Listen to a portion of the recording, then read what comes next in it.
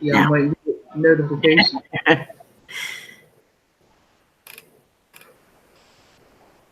Oh, I need to go over here and turn mine down. So do I. That's what I'm trying to get. I haven't got your notification there. There we go. Hi, everyone. Sorry I'm late. Super late. Hi, Shanda. Hi, Genocide. Hi, Randy. Hi, Three Girls and a Cup of Joe. Hi, Nezzy. Hi, Living Proof Paranormal. Gary, hello. Hi, James. Hi, Rob. Hi, Joe. Hi, Jan. And G-Pop and Twinkie. Howdy, howdy, howdy. Oh, Lord. Sorry I'm late, y'all. We went to the rodeo tonight, and it ran a little longer than we thought. But we're here now. Hi, Jim. Hi, Kayla. Hi, Brady sisters. Hi, Brady brother. Hi, Brady brother. How is everyone tonight?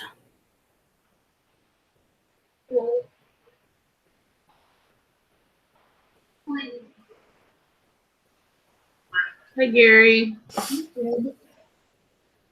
Kayla. I can't remember what James said he said this was. No, it wasn't my first rodeo. Good pun there, Jim. You're breathing. That's a good thing, James.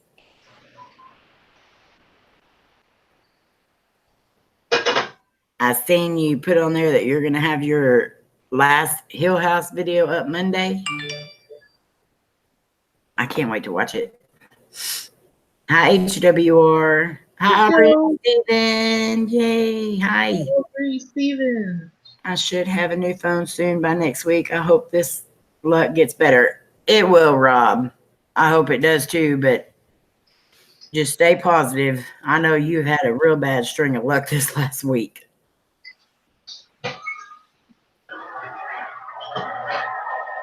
Finally. I know I've been waiting to see it.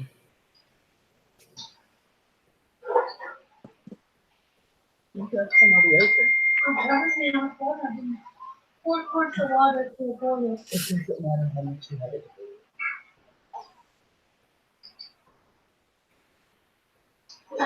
Hello, everybody. We had a good time. It's me, Lainey, and my mom. We're the only ones that went. Y'all got to see y'all some cowboys. Yes. Wasn't like, let's see, like last year, I think it was, me and mom parked up on the hill so we could watch the whole thing. And we were... What was that for? Shorts. So? Go back there. Everybody already seen you in your shorts. I gotta turn this off for a second.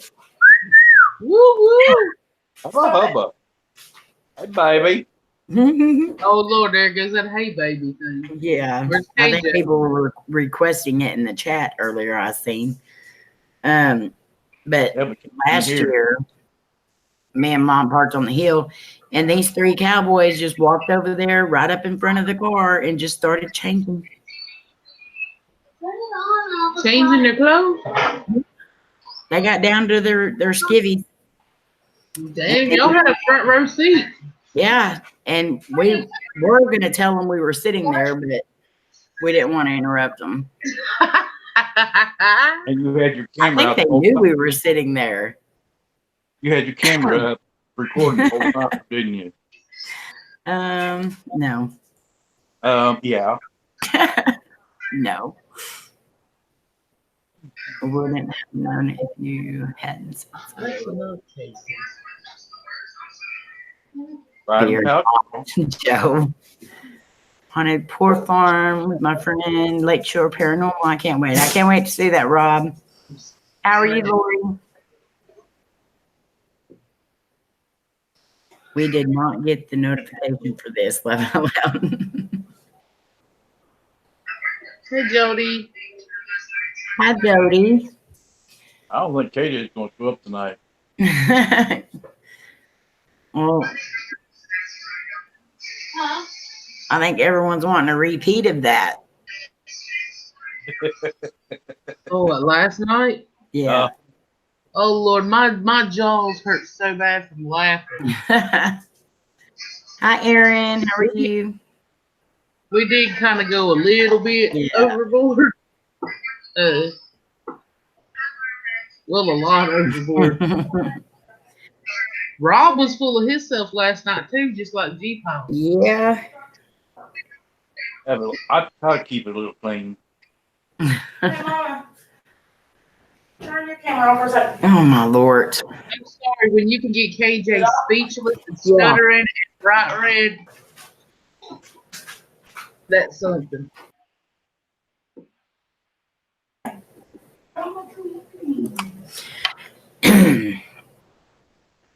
How is Lori, Erin? Guys, Wednesday. Oh, no. Oh, yeah. I got to talk to you about that, Erin. Are you free Tuesday night? Because me and Twinkie have switched nights to go live this week. So are you free Tuesday night as well? Next time she says that, tell her you turned it off, but don't.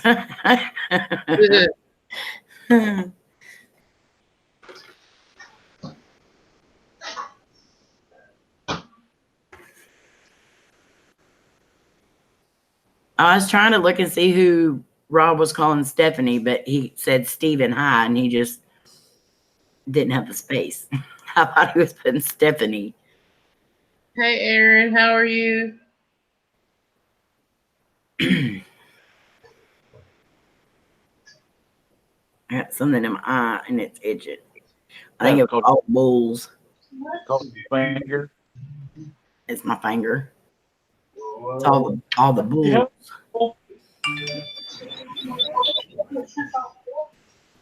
Yeah, we can, Aaron. I'll get with you probably. I don't want to bother you on Sunday, but I'll get with you like Monday or something, and then we can figure it out. I'm sorry if I screwed it up. You're fine, Twinkie. Believe me, you've had to switch with me plenty of nights.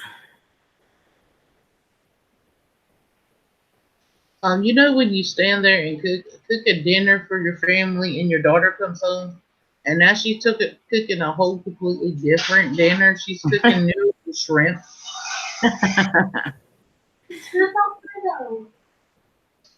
I'm gonna quit cooking. I do too most of the time. I just say fend for yourself. Yeah, they're old enough now, aren't they? Mm-hmm.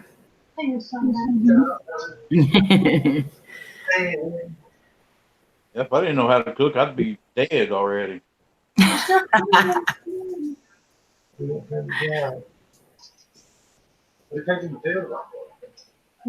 Oh, wait, we just got the notification now that we are already here. That's how it usually works, Aubrey and Steven. I don't get notifications for a lot of people. How's come I get your notification as soon as you go live? I don't know. G-Ball like gets them pretty quick. Mm-hmm. It's like as soon as you hit that live button, boom, I got it. Yeah. How many people are you buttered to? Me? Yeah. I have no idea. I don't know if it's like you get so many of them that you're buttered to, you just stop getting. James said he still hasn't got the notification. And see, I share it on Twitter, and that's where a lot of people come from, is like they see it on Twitter. Rob didn't get his. Hi, buddy. How are you? Hi, Michael. I'm going to try and bring my daughter with me in July. I will have to pay for her to go to the banquet. How old is she, Lori? Hi, Jamie. How are you? You will have to pay, Lori, for them to eat, and I'm fixing to explain a lot of that, but If you tell me how old she is, I'll tell you how much it is.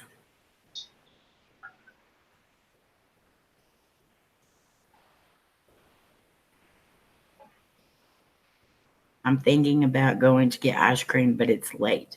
When is it ever too late for ice cream? Right? I knew Casey was going to chime in there. Amen, sister. She's 31. Alive. She's a big girl. Okay, well, she's over like, I think it's 12. It's regular price. Aubrey's laughing because you're still talking about buttering. Yes, we still butter some buns around here. That's why we all slip slide around. Is there like a certain butter y'all need to use, Aubrey and Steven? Because I know you're on the keto diet, so where's Booger? I'm using honey because that way you can stick to it.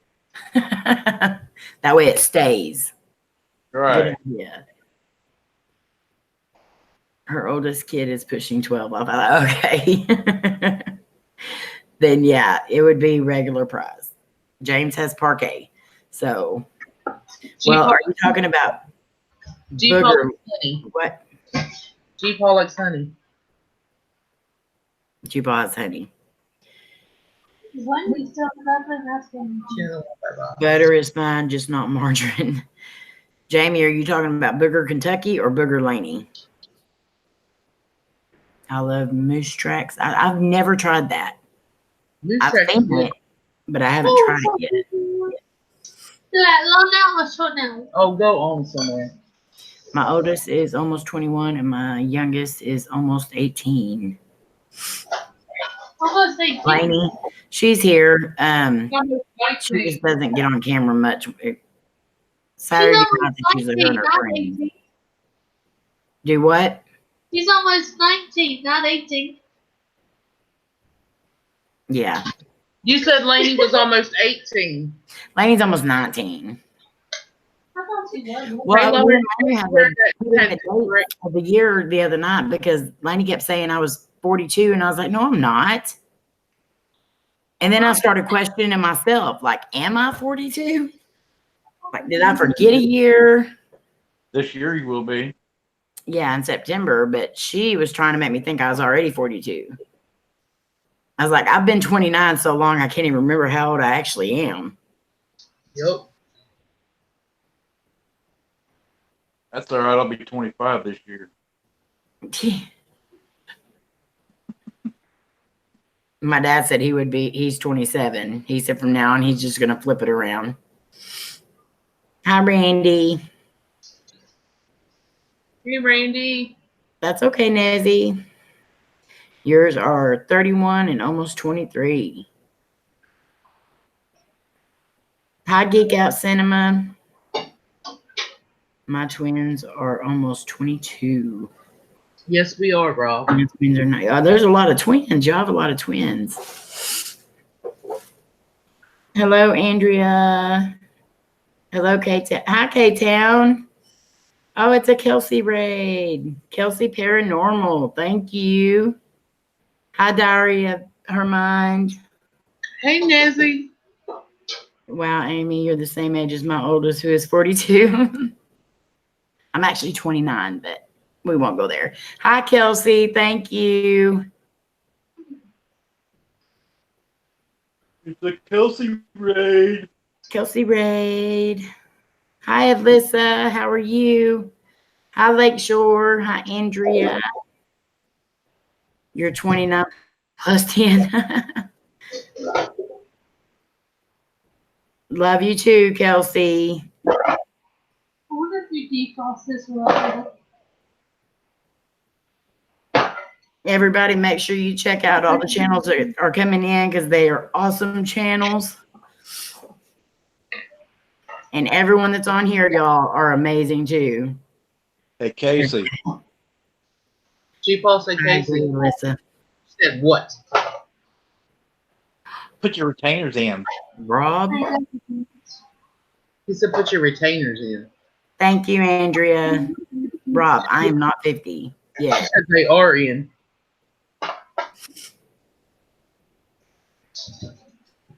I turned 10 this year inside. Now, we're not talking about how we act, because we're talking about how we act, then I'm way younger. I've been 21 for 39 years. Thank y'all all so much for coming in.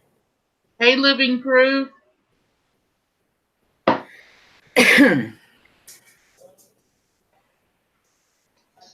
Amy G. Paul came to my stream tonight. That's awesome, Nezzy. I was at the rodeo when you were streaming. Hello, Morgan. I am 2030.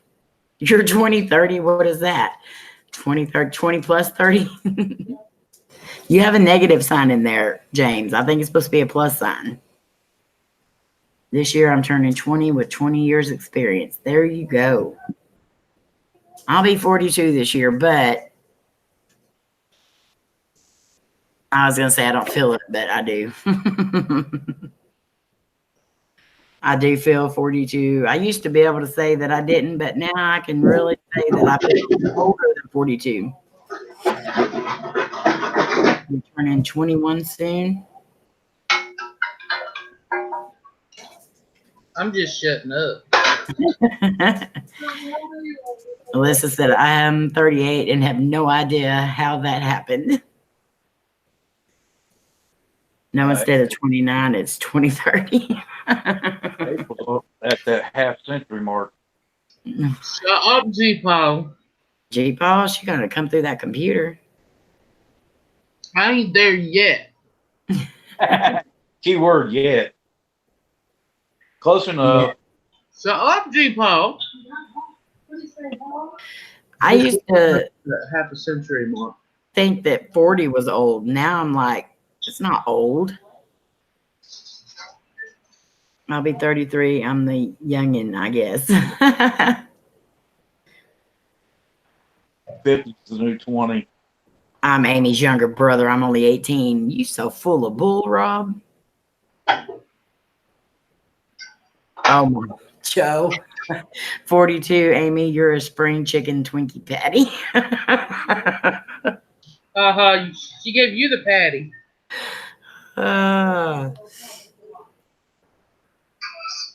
Wait, I guess not. Yeah, Rob is not. Love you too, Nezzy. I've missed you. You're 20 and turning 21 this year. 18 dog years. Amy Casey said when Lainey walks by, tell her to call Casey back. Okay.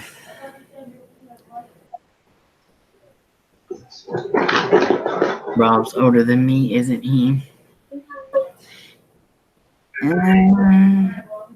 How old are you, Rob? I think he's 46.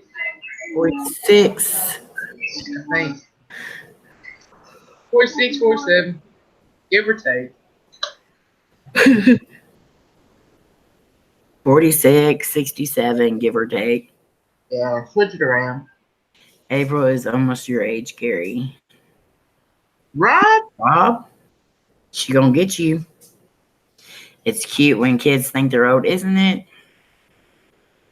Rob's 47. That's awesome, Nez. I hope he's enjoying his vacation. The video he did the other day at the truck stop, that was hilarious. Just a few minute video and it was still hilarious. Yeah, that would work, Lori. You can stop birthdays and have anniversaries after a certain age. See, I started doing that whenever I was 30, I believe. I would say I was 29, or that was my first anniversary of being 29. Then my second anniversary of being 29, and so forth. And then it got to where I couldn't even remember how old I actually was. So now I figure I'll just say how old I am.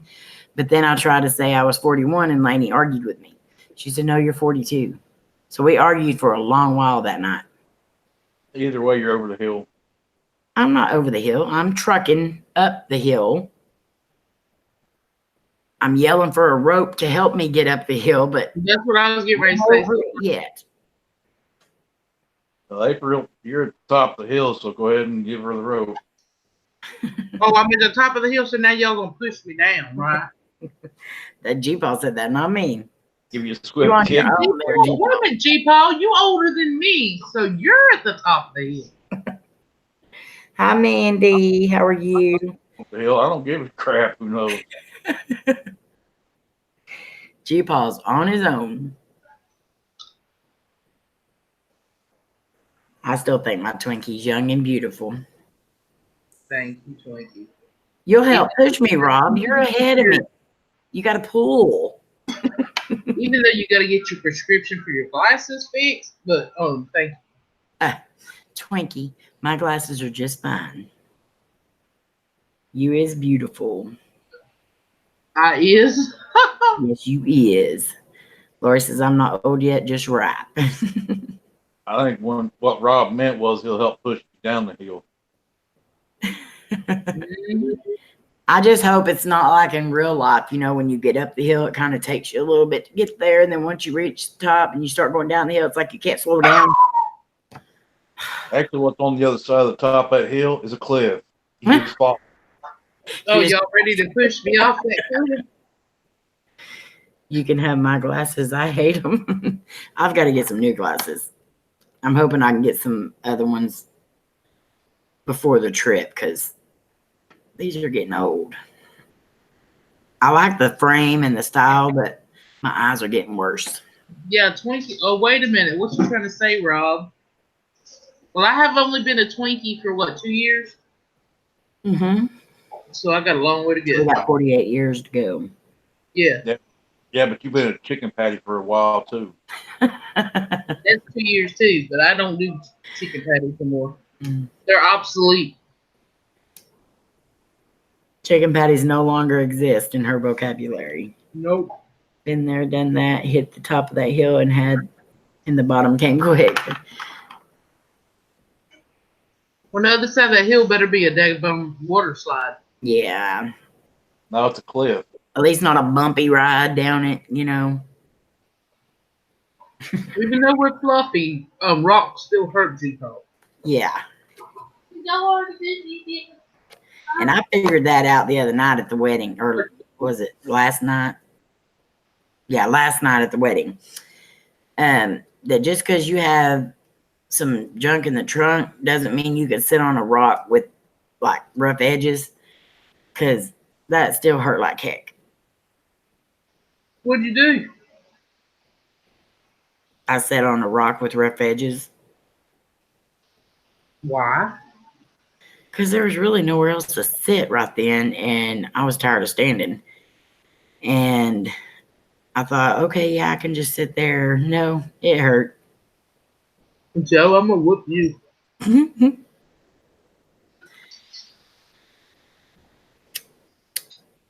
Mrs. Goat Hen. Hell and avalanches on the other side. I've been sliding down the other side of the hill. It's a free for all. Nothing. Casey said call her. I know. You just told her, okay, Casey? Casey thought she fell in. No.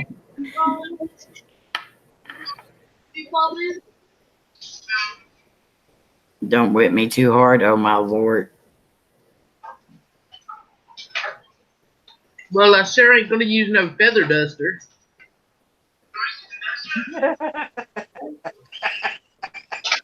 Shut up, G-Paul. Oh, my Lord. I know I stuck my foot in my mouth.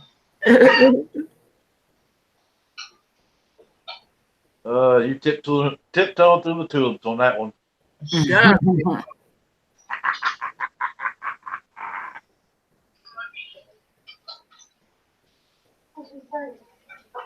I flew dipped 6 dogs today. Anybody want to volunteer to do the cat? Oh, no. Talking pictures, laugh out loud, creepy. Cats are easy to please death. You just duct tape the paws together and just dip them real quick. Exactly, Rob.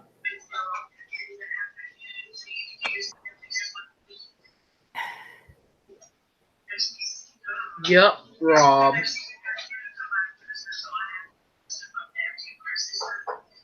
I think we may have to send KJ a message saying you're on.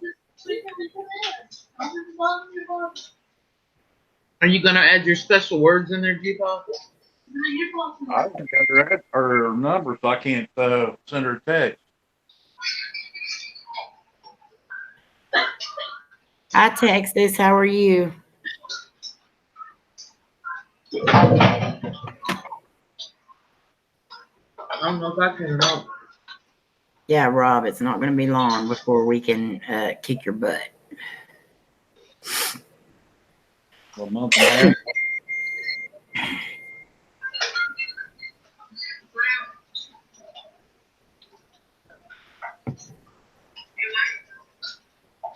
I can't either.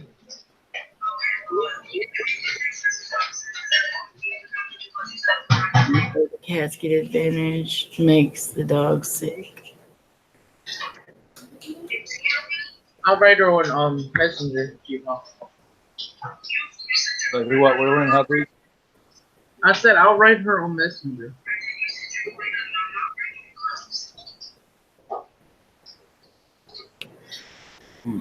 I take it Casey's in the kitchen with you. Yeah, she's in there cooking. I'm talking to Lane. Yep. That's what I thought.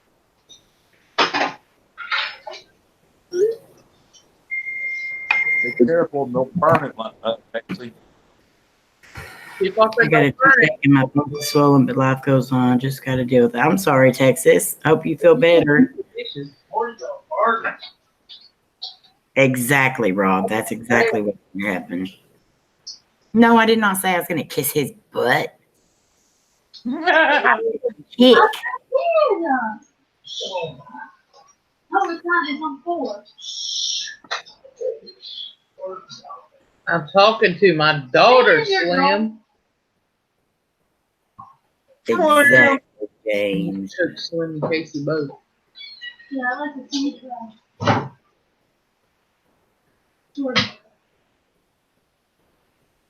Yeah, but she gets to wash dishes because I already washed mine.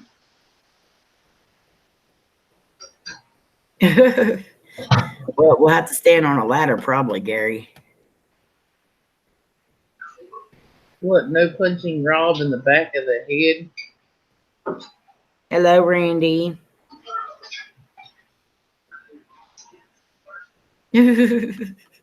Sleep with one eye open, Rob. Yeah, maybe 2. Just to act like you're asleep. Yeah. Hi, Shanda. How are you? Or you're in a big daze.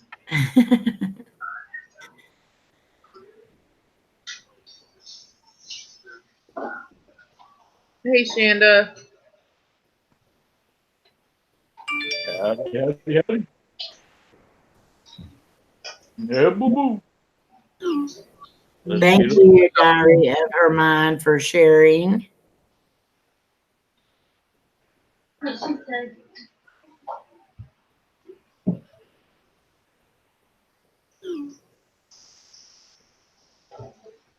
Hey, Randy.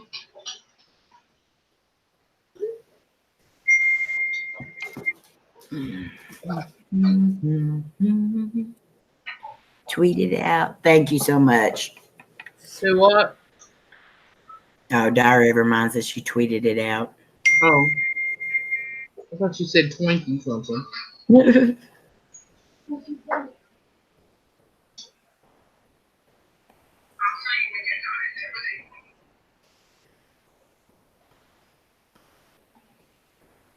That was a good night, Shonda. Hey, dog. Yeah, it definitely was. I'm glad you got some answers that night. Hi, K-Dog. I'm well done in sunburnt. Went fishing with my dad today. I definitely had a blast. Every time I go fishing, the very first time I go fishing, I always end up getting sunburned because it's always like a cloudy, for some reason, we always go on a day like that. And it's like cloud covered, and I get more like cloud burn than I get sunburn. It always seems that on a dreary looking day or something, you get more sunburn. Yeah. than you do on a Oh sunny yeah. Yeah, cloud burns are sometimes worse than sunburns. Never had a cloud burn. It hurts. You probably have, G-Paul. You just don't know it. Oh my Lord, Rob. They're not going to serve Twinkies for breakfast. Ooh, that sounds good. Flawless sunburn. I can't say it like y'all do.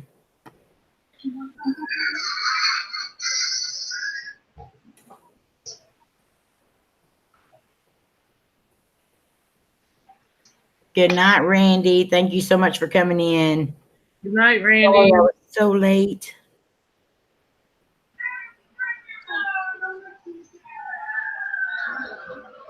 Oh, Lori, I understand that.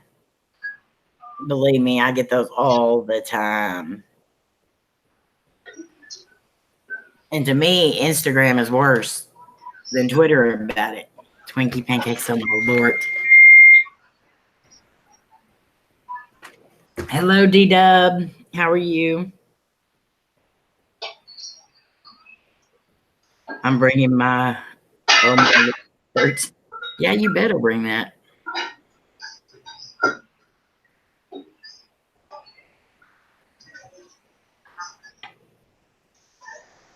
Twinkie, you got this for just a second. Yes, ma'am. Yes, ma'am.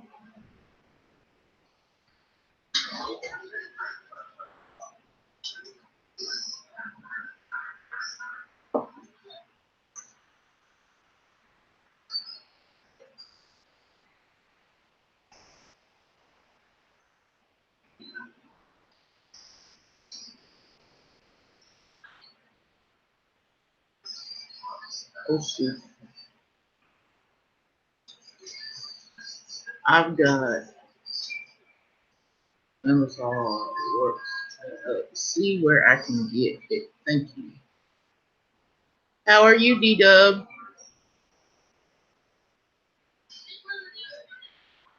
Yeah, windburn is like sunburn. That's exactly right, James. Good night, Jim. Thank you for coming to Twinkies Live. Even if it was a little late, sometimes the later the better. Yep.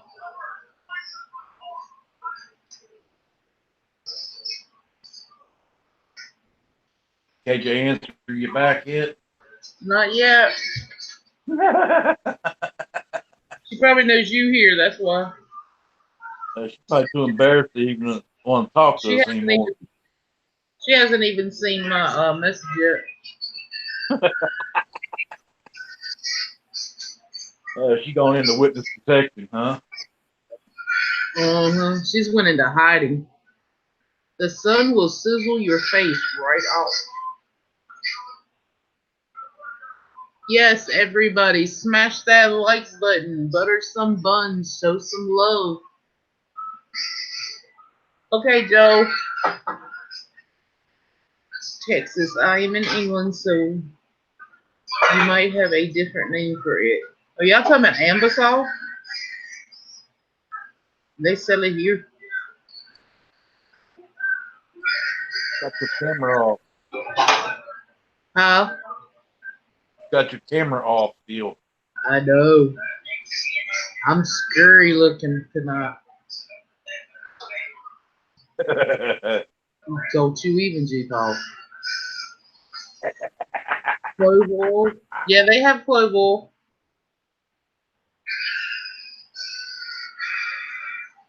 Don't you even, G-Paul. Yeah, because chewing on them cloves don't help. Don't worry about it. You try to be nice for her. Go through what she's going through. And she's going to do that. You don't have to. I'm getting ready for bed myself. Going up to sleep. She's worried about you. I hope you get your air conditioner fixed paid off. Kiss my nose, bratty brother. Thank you, Nezzy. I worked today and then when I came home, I fell out on the couch. So I look rough.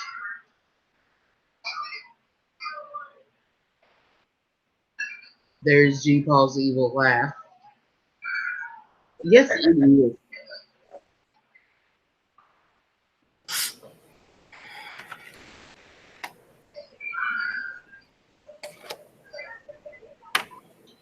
I think he's You're scared. welcome back. Yeah, I hear you kiss, kiss, kiss, Brady brother.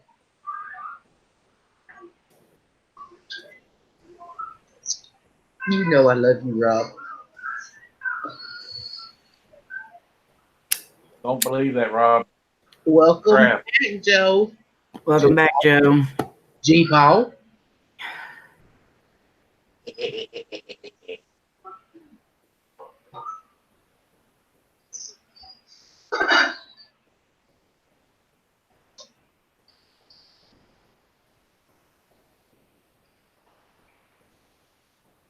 Yeah, you just want to get you a Q-tip or something and dip it in it and rub it on your tooth.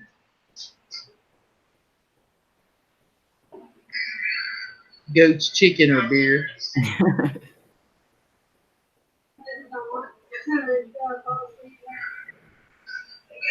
Love you too, Nezzy. Have a good night.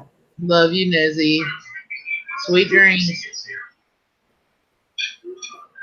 Cody has not used any kind of Orgel or tooth stuff since he gets a tea bag and puts it on the tooth that's hurting and then bites down on it and leaves it in there for about 30 minutes, and then after that it doesn't hurt him for a long while.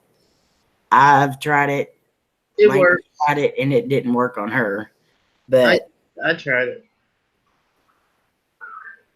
it does work on some people. There's something in the tea that like deadens a nerve. But the first time I tried it, all I had was the family size tea bags. I Yeah. had a big old jaw of worm dirt in my mouth. Yeah. I went to sleep with it in my mouth. Yeah, it hurt Cody to bite down on it too, but it eventually helped him. Now he kind of deals with the pain for a little bit just to get that end relief. But yeah, I know how that is.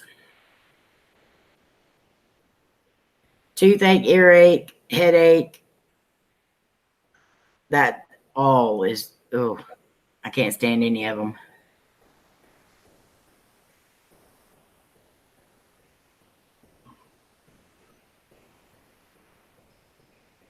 Toothache pain is horrible. Tequila works for me. Take a shot of whiskey and hold it over the tooth.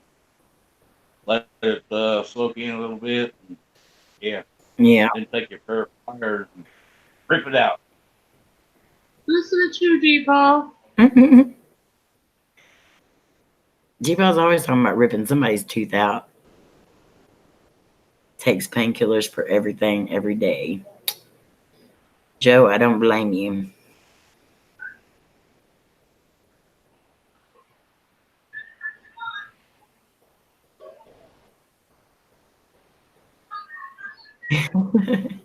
Tequila doesn't always make your clothes fall off, though.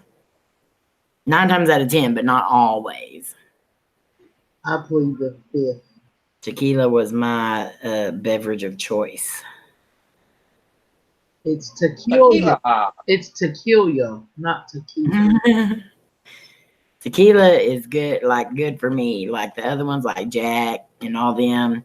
Now I could drink Jim Beam, but Jack always made me a mean drunk. Oh, Vort K-Dog. Surprised you're still walking.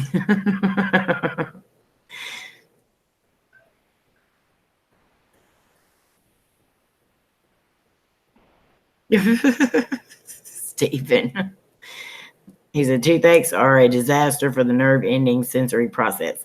I was going to make it longer, but I'm tired minded mentally.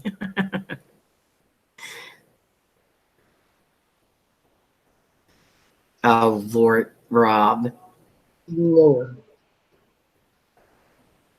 I You bet have you your can shirt on sleep right in the now. doghouse. Hey, Dustin.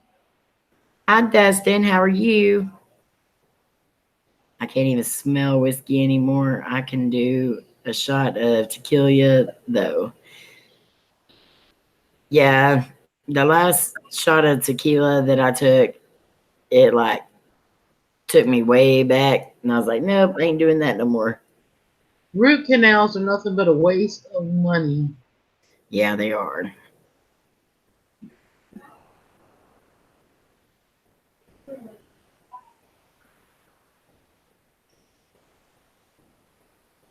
See, I always did good with tequila too. I could take several shots of that. If I drink anything else, it's like 2 shots and I'm done.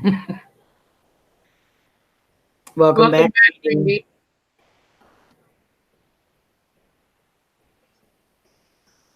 Oh, Lord, K-Dog.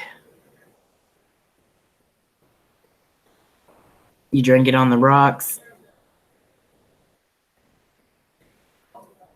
Now, one time I did order a martini because I thought, oh, well, everybody orders them here. I'm just going to try it and see. I did not like that at all. Oh, Lord, buddy. Oh, Lord, buddy. TMI. I had some tequila straight from Mexico with the worm in it. Ugh. That was good.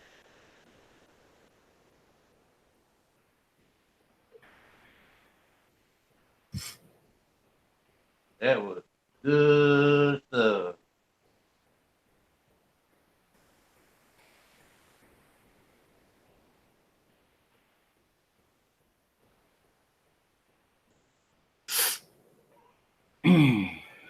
You drink whiskey or beer?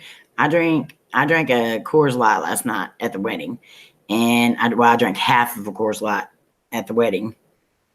My aunt brought us all a drink, and Coors Light is the beer that I usually drink, but last night it was just hot outside, and I took a couple sips, and I guess I wasn't drinking it fast enough, and it got warm, and the mountains weren't blue no more.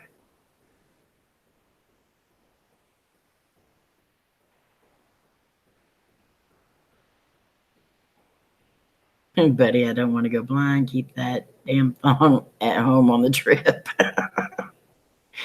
My mountains are never blue. It's something else is blue. Oh, Lord.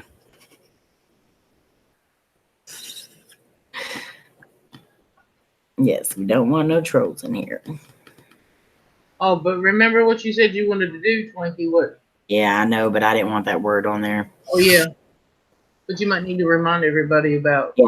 Okay, guys, if a troll comes in, do not delete them, time them out.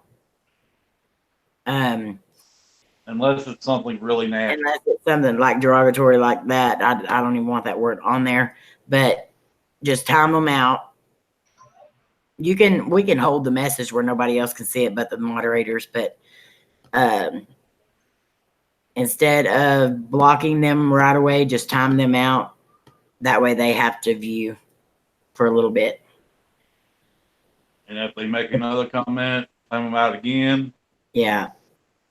Just keep timing them out until they stop coming and then we'll go back and block them in a little bit. If they're going to waste our time, we're going to waste theirs. Yep. What if a person is an actual true life troll and can't help it? Laugh out loud. We're not discriminatory. But we don't like them. I mean, you gotta like them to a point because you got me up here, so. You ain't no daggone troll.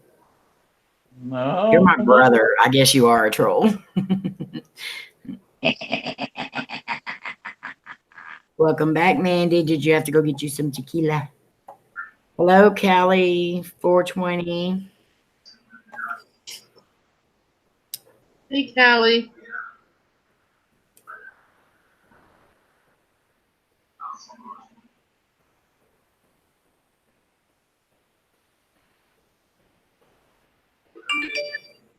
I bought me some margarita mix a little while back, and I have yet to make one. I still haven't ever had a margarita. Margarita. You will. Yeah, we might have to do that. Yeah. Margarita. A moonshine margarita. Who's sitting in the corner now, Amy? Oh, Lord, let me do shit this school. Tell them to go find a bridge to sit under. Well, I got a bridge. It's in Gatlinburg, Tennessee. You want to Yes. make me? And I watched that bridge video. That looks a little scarry. Yeah, you gonna walk it. I didn't know that it was going to move like that. Oh yeah, they all move. Oh, no. I haven't even watched the video yet. Oh, gosh, Twinkie. This What are way we back and for? forth. It comes up And when you down. walk over it, you have to walk all the way back. And you have to run off of them thingies. G-Paul, I asked G-Paul told me about that, and I was like, no, what if somebody is scared crapless and they can't walk back over that bridge? Yeah, like what happens when I get over there and have a panic attack? Then you're Thank you, SOL. Randy. Then you what? You're SOL.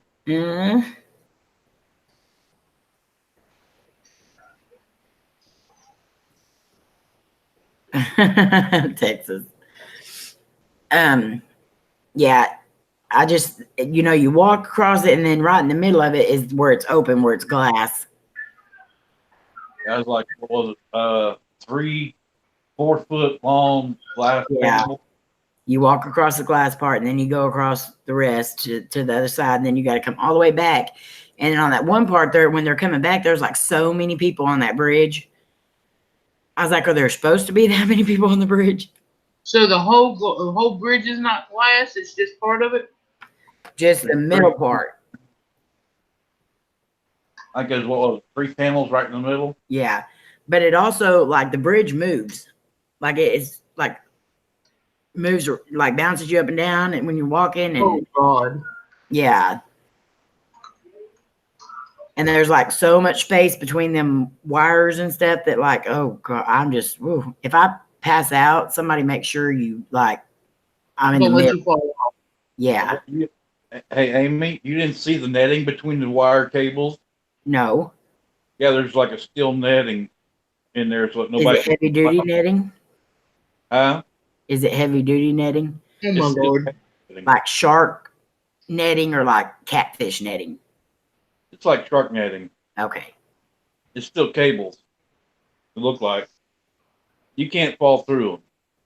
The only way you can go off the bridge is over the top cable. Okay.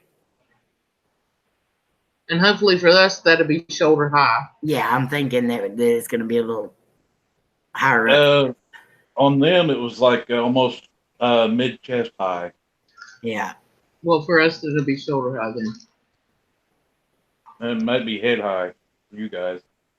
We hope to eventually meet with Omar and Randy. That would be awesome. We tie a bungee cord to you, Amy. Okay, I was gonna say that too. What if we tied something around our waist and we hooked it to like the thingies? Would they let us like slide that down? Now there was a steel cable going across the top, right above them. It almost looked like one of those what do they call them? Zip lines. Yeah. So I think that was there for safety for the guys working on the bridge. Uh-huh. But they didn't take it down. Well, maybe they won't. Probably put your harness on and clip That onto would that. be awesome. Good night, Aubrey and Steven. We love you guys. Good night, Aubrey and Steven. So good to see you. I'm CPR certified, Amy. I will definitely help you. Oh, my Lord, Kate. Let's hope there's no CPR needed. I mean, I think we can do it. I just, in my mind, it was like something totally different than when I seen it in real, like not real life, but I seen it on there. I was like, what the heck? Well, you That saw just it. scares me because it's not glass all the way across, so that means two different kind Yeah. of materials together. What if that thing fell through?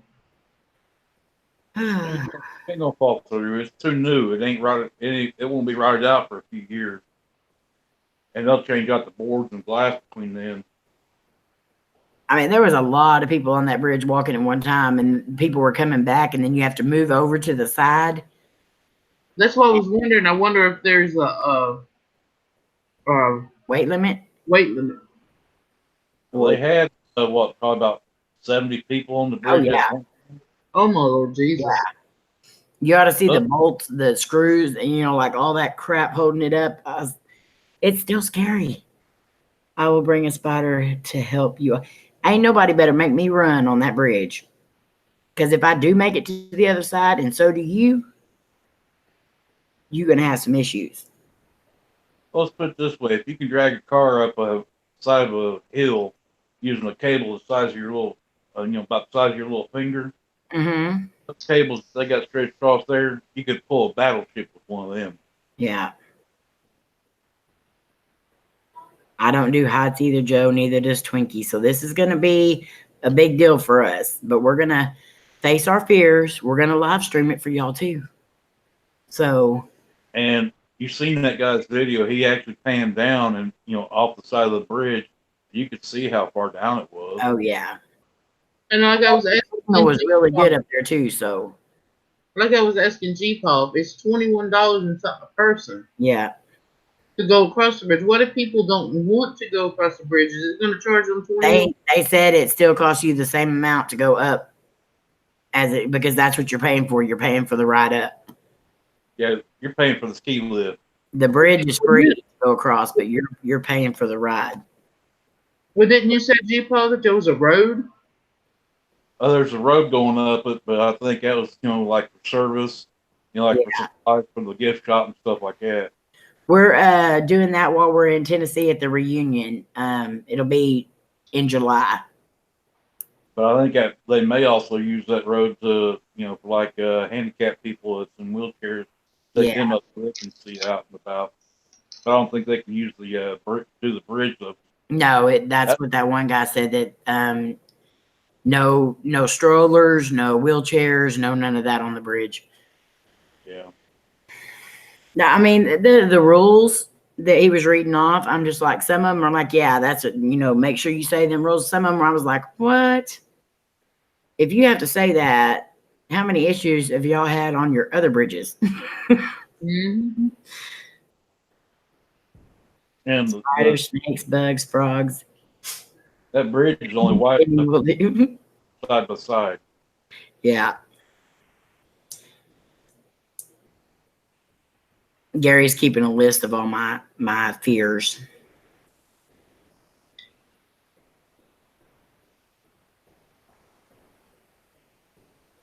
His wife just zoomed right across that bridge.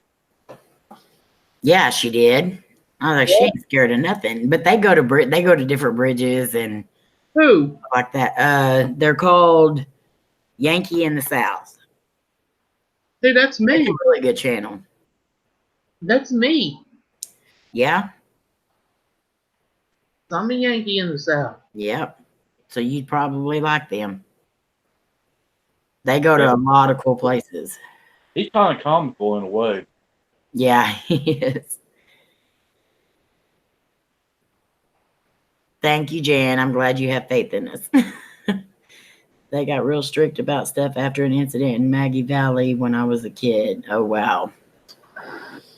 Now, I know when we went to Maggie Valley and went to Mile High Ghost Town, we put the stroller on the lift and went up because we had Kylie. Yeah. They let us take the stroller with us. Yeah. I don't know if they had the rule where you couldn't take the stroller up, or was that just go across the bridge? It said bridge rules or whatever.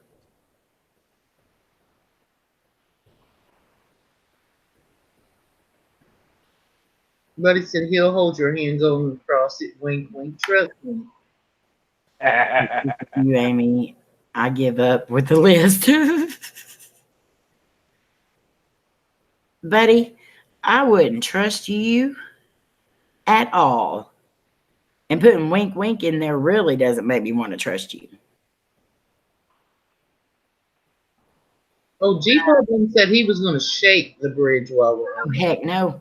G-Paw better be down at the bottom. I'll be waiting for you to get on the glass part of it, and then I'll start stomping on the bridge. I will hurt you. We'll throw rocks. Or throw up on you. One of the two is gonna be a very bad day for you. Ain't gonna bother me none. It Sweet. washes off. Me, my rear.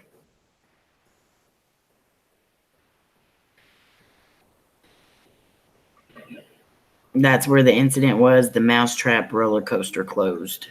Oh, Casey or Kayla just told me yesterday that it's not called Dollywood anymore. What is it called? Some said a rapper bought it out. What? Some rapper. That's what Kayla told me. Some rapper bought it out, and she said the new name is something Wood, but it's not Dollywood anymore. I just seen advertisements for Dollywood not too long ago. I did too, but she read it off of the thing to me. I'm gonna have to look that up because that's gonna be crazy. And I want to do that roller coaster down the mountain. I like to do that, but it'd probably scare the crap out of me. But you're in one of those little tubs by yourself going down it, so.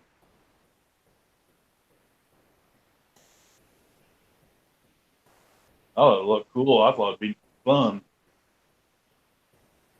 I don't know, Lori, because I didn't think she would either, but my daughter read it off to me, unless it's, I don't know. Like one of them. It's a hoax. Yeah.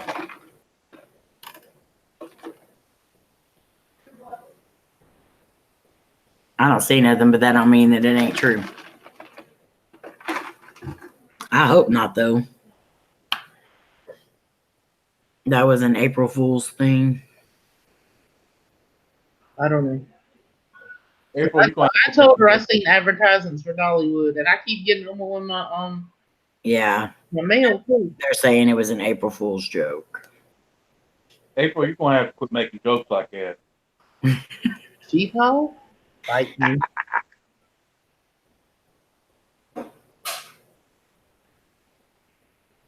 KJ ain't in here for me to aggravate, so I gotta aggravate somebody. Thank you, Gary. Get him, Gary. Get him for me.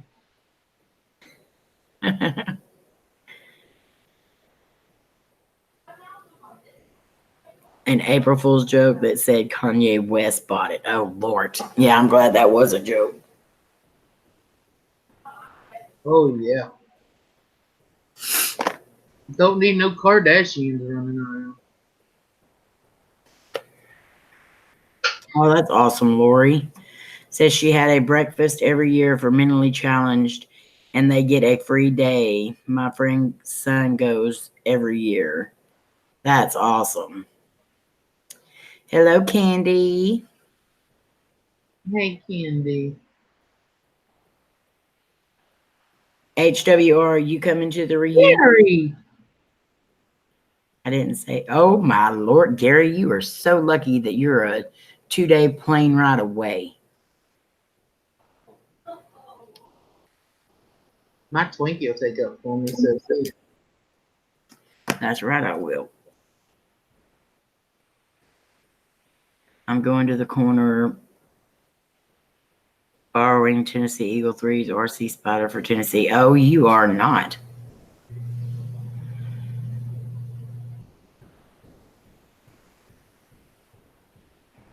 Dolly was just there for the opening for Wildwood Grove. They say that she shows up there all the time. Behind you, What are you saying is behind me, Randy? And that'll be determined whether or not you have to go to the corner too. Hi, Danny and Kelly. How are y'all? Hello. What's up, y'all?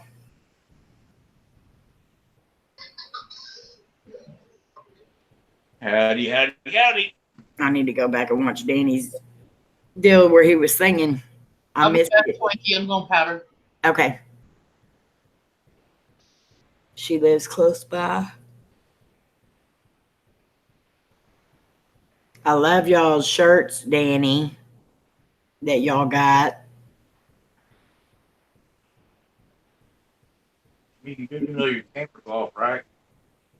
Huh? You do know your camera's off, right? Yeah. I'll turn it back on in a sec. Uh-huh.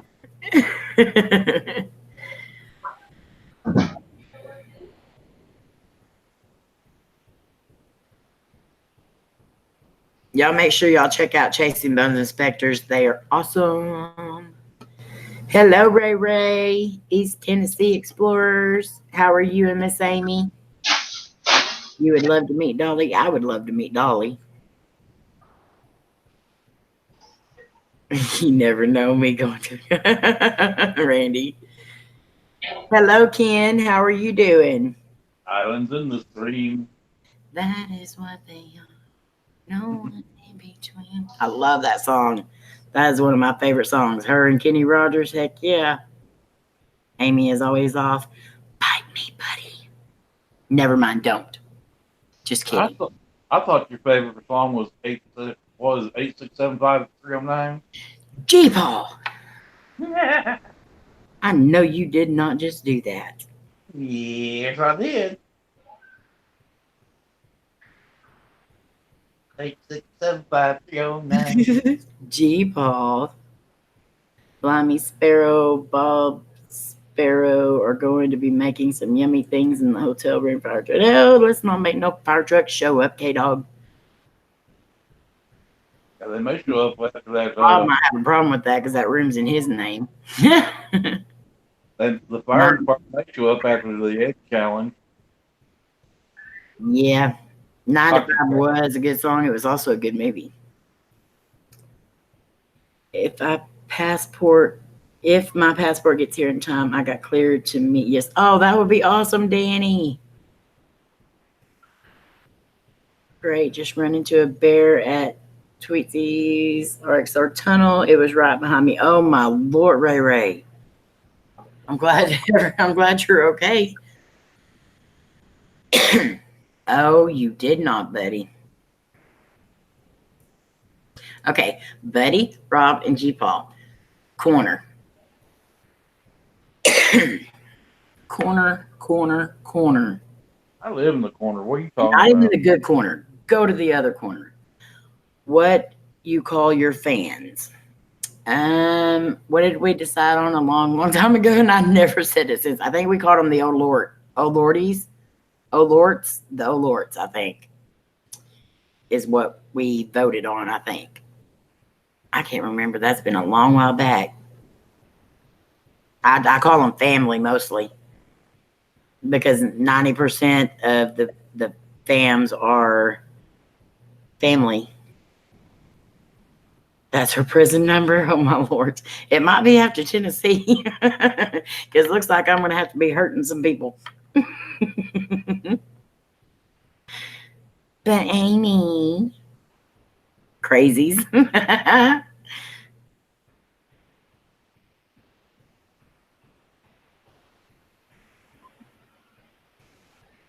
Hello, genocide. Genocide. Okay, is it all up in your face or jalapeno face? I've been trying to figure this out for a little bit. I asked you, Paul. I was even talking about it before I went on. Uh-huh. Shout out to the family. Yes.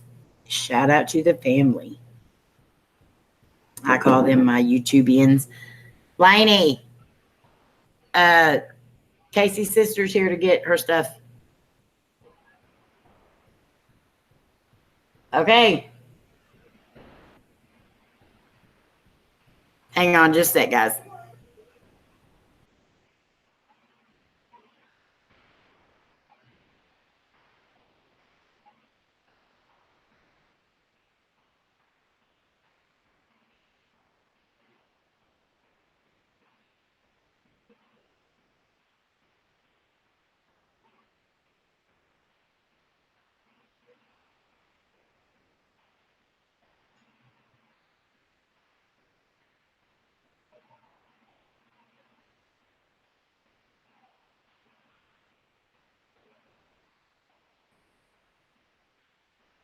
K-Dog, your middle name is Trouble. What? K-Dog said he's going to stay out of trouble in Tennessee. His middle name is Trouble. Yeah. It's like all up it. See, I knew it. Like all up in your face. Okay. I got it. Doing okay, but my right knee and left hip hurt. Oh my Lord. Tell you like I tell my hubby, rub it yourself.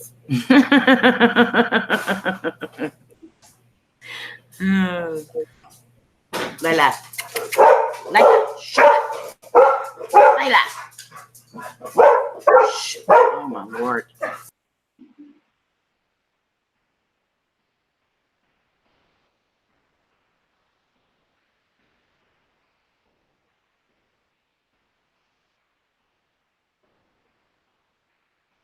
Man,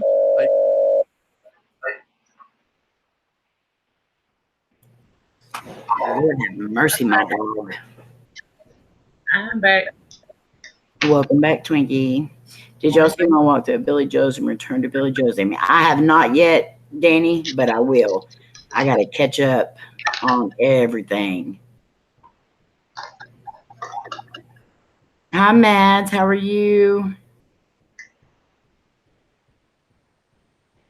Thank you for stopping in.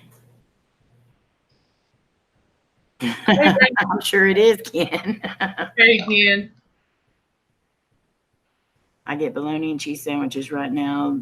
There for lunch tomorrow because I got fresh catfish tomorrow night supper. I had fresh catfish Friday. My brother did a really good job on it. I'll be back. Weird. Okay.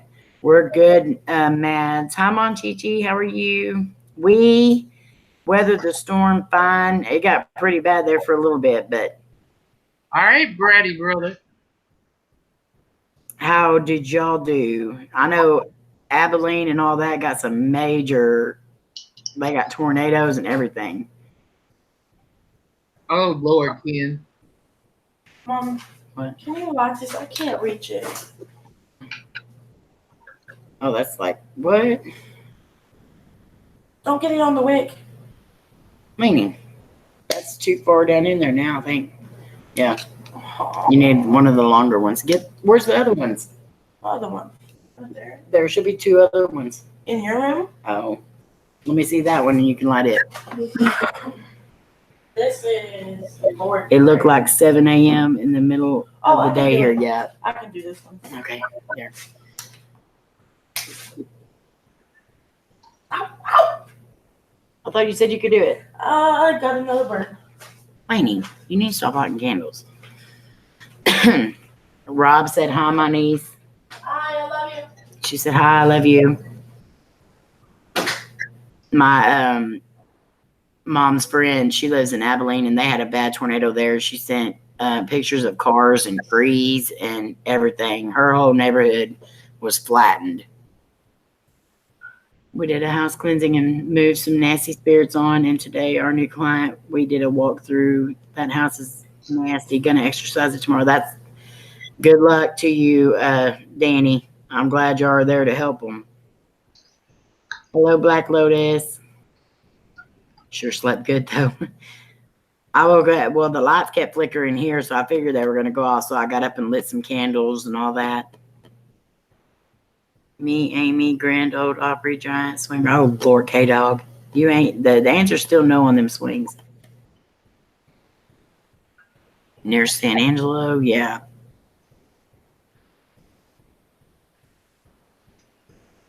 Well, I hope y'all did good through the storms, Monchichi. BRB, need to powder the donuts. Oh, my Lord.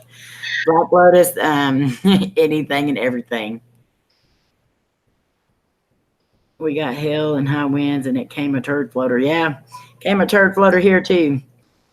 The arena for the rodeo tonight was pretty muddy.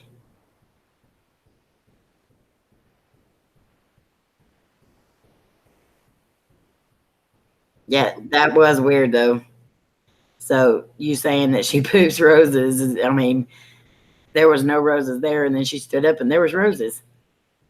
I hear you, Ken. that was I love was you. crazy. I love you, Ken.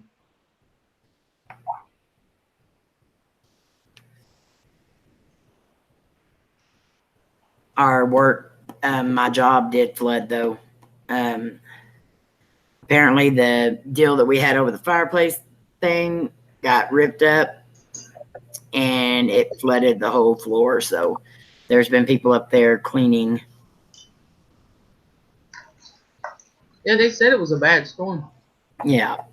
It's supposed to miss us. It's supposed to go up north. I didn't even know this one was coming in. I woke up to it this morning. It's supposed to get G-Pawn in though. Is it? But then it's supposed to start going up north.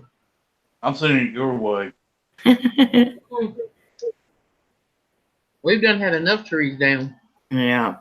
We had one tree over there by my job. Well, actually 2 trees over by my job that they come up out of the ground and just fell over. Oh, rooted. They had to cut them up and they put them on, like one of them was on this trailer and it was just like and they had it sitting halfway out on the side of the road. Well, if you weren't really paying attention, you could almost hit the back of that trailer. My mom, like every time we went down there, she's like, I'll be glad when they moved that dang thing. 7 p.m. Glad I got to talk to you all. Shout out team Aaliyah. Aaliyah all the way. Love you too. Aaliyah, I miss you. Good night, Randy. Thank you so much for coming in. Good night, Randy.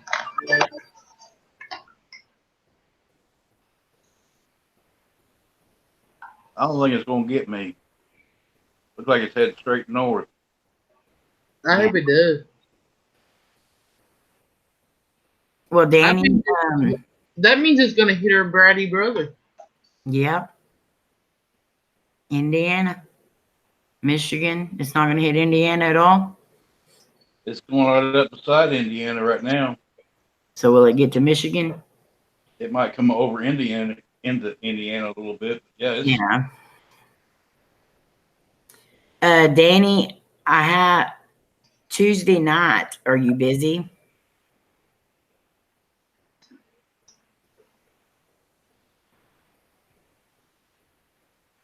And we would love to have you interview us. But if you're not busy Tuesday night, we would love to have you on here to interview.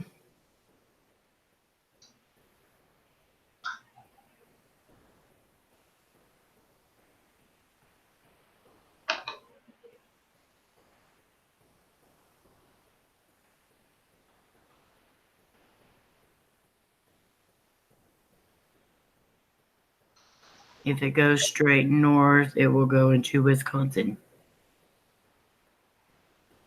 So you're not busy Tuesday night? Well, if you're not busy Tuesday night, then we would love to have you on here if you want to. So I'm not sure if the no is for you want to be here or don't want to be here. You asked him if he was busy Tuesday. I know, but then I said if you want us to, if you can, we'll interview you. I never asked just one question. I like, okay, we'll do, then I'll ask you some too.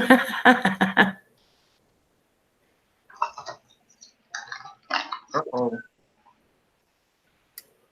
If there's going to be a quiz Tuesday, then I better start studying.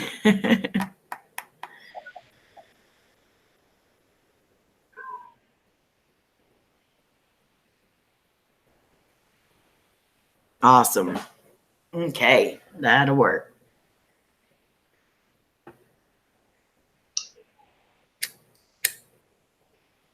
James, I have to walk my boss's dogs tomorrow at noon. So do you want to leave after that?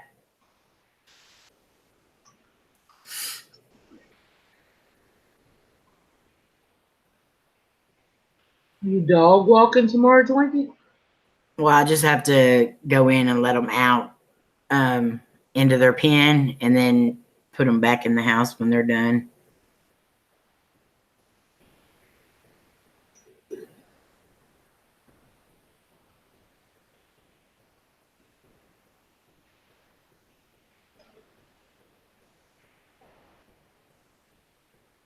Well, there's a problem there, James, because she's never ready. Hey, I can be ready quick. Quicker than most. God. You know, this is true. So I got good questions for G Paul, so you better study. Hi, KJ. Ta-da! I'm here. Not 62, 69.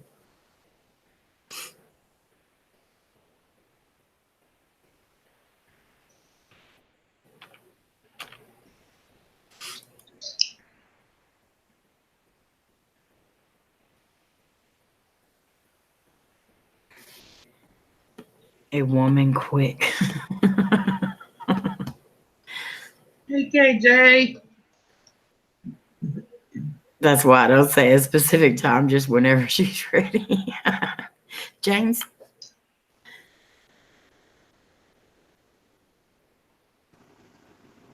Don't forget Twinkie. James is always anal. Yeah, he is. Karen. Yay. Hi, how you going? It's good. How are you? Oh, I'm really tired. I've been asleep all day. I had lazy Sunday. Lazy? Yeah, I went out last night for dinner with Bookie. That's my daughter-in-law, Uh-huh. and I had one cocktail. Oh, you girls! Oh my God! I had one cocktail. It was called Nutella chocolate ooze. Ooh. Oh no! Oh, ooh, nothing. Oh. I'm sorry, everyone out there, but it was better than sex. Sound like it. It was and then we had dinner, and then we went and saw the movie called The Hustle. So Cool. really funny. That sounds like a fun night. I had a great night, yeah, and I text my boyfriend and sent him a picture of the cocktail, and he's like, "Oh, you bugger!" He said, "I'm so tired. I've been busy all day, and you're out enjoying yourself." I'm like, "Well, Papa." Hi, Krista. So how's everyone today? We're good. I think everybody's been waiting on you to come on. I got the messages off April. Like I'm curled up in bed. I got the messages of April. I'm like, I love you, April. Then I get a second message. I'm like, okay, April, I really do love you, and yes, I will come online then. Uh-huh. So, ta-da! Buddy wants to know if you dreamed about me last night. Actually, I had a really bad night last night. After I got home, I got into bed and I got cramps in both my legs and feet. Ow. So I was up for like 2 hours till they went away. Then I got to sleep, and then I all night I kept waking up. Both my feet and legs were being cramps. So I spent a lot of time up, sitting up. Oh. That happens to me a lot, and I hate that. Yeah, well, I went and I found my magnesium powder, and I had to get stuck into that because I think I'm lacking magnesium again. Yeah. So that's what I'll take, magnesium every other day. When I was taking it every day, or potassium, I take it every other day. When I was taking it every day, it seemed like it made my back cramp up real bad, like my kidney area. Yeah. So now I just take them every other day. Good night, K-Dog. Love you. Oh, good night, Kato. Yeah, well, I'm going to it makes my belly upset, so I think I'll just cut it back every second day. But hopefully, I'll start feeling better.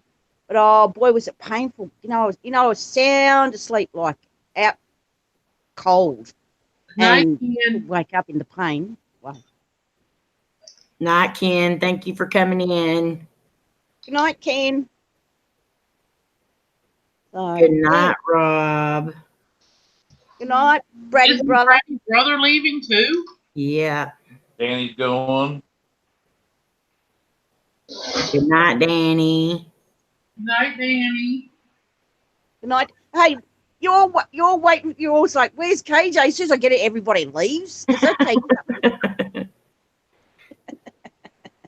I'm not that scary. I haven't got my camera on because I haven't got my glasses on, and yeah. Your camera's on. Oh, you're kidding me.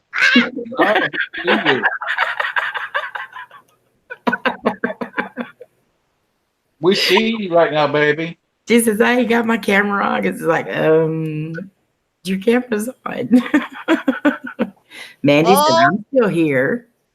oh my Lord. I Oh, love yeah. hearing you say, oh my Lord. I said it 9 times yesterday. Hugs boys to are gonna- you, animated. I hope you boys are going to behave yourself today. April, they weren't picking on me yesterday, April. I don't behave for nothing. Oh, listen, you're in big trouble, mister. And it won't be the naughty corner either. Ooh, sounds like fun. Oh, God, here we go again. Bring it on, baby. My boyfriend just texted me. I feel like I'm cheating on him.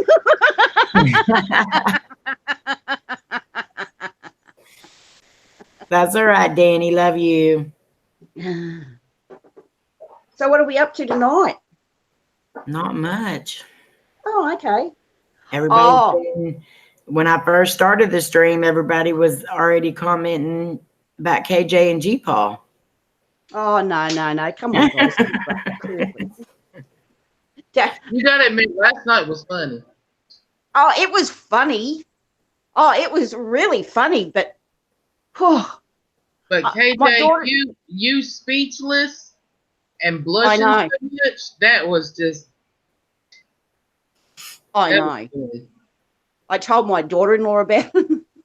She started laughing and she goes, seriously, Mum? You speechless? I've got to meet these people. She said.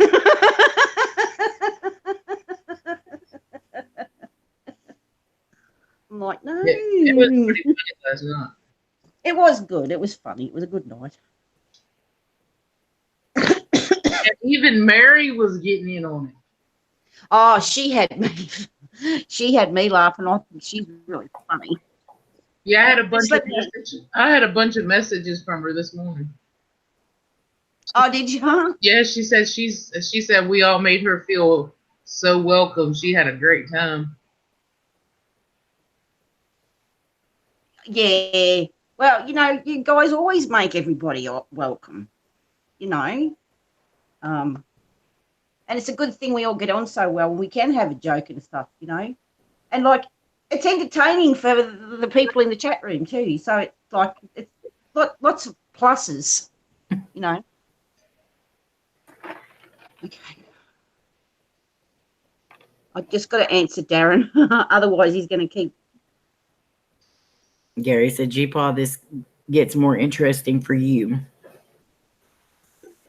Listen to that. He's got the most evilest laugh, hey? He does. If they ever did a villain on Disney, they should get him to dub just his laugh.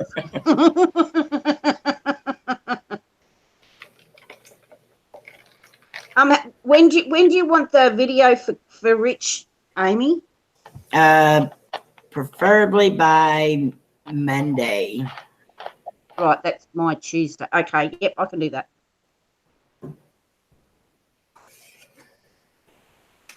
I can do that because I was a bunch of people to remind about it. Yeah. Well, yeah. If I sort of talk to anyone, get quiet that knows him on the QT, like I'll remind them. Thank you. Yeah. That's he himself thought his birthday was like 2 weeks away, and we're like, no, your birthday's the 23rd. It's like, oh, thanks for reminding me. I forgot. I'm getting to the age where I'd like to get my own birthday. You reminded me because now I can remind everyone else that if you have not made your birthday video for Rich, the still one, please make one and send it to my email or to my Facebook Messenger. What's up? I still, every time he says that, I think Rich is here. I'm gonna go through these. That movie, one of the movies. you know, like the spoof of the Scream movies, and they all get stoned and just sit there and saying, "What's up?" See if I can find that clip and put in it. I'm going to see if I can find that clip and pinch a bit of it and put in at the start of it. So she's not coming to surprise you, Krista?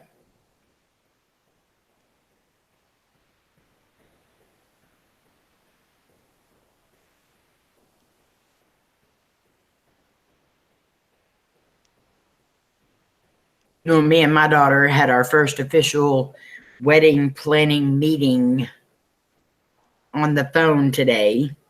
Oh, yeah. Oh, that's what I was going to say. You and Cody look really nice. Oh, thank you. I saw it on Facebook. Yeah. We had fun, but it was so hot. It looked like it was really hot. And you guys looked really hot too. Yeah, we were.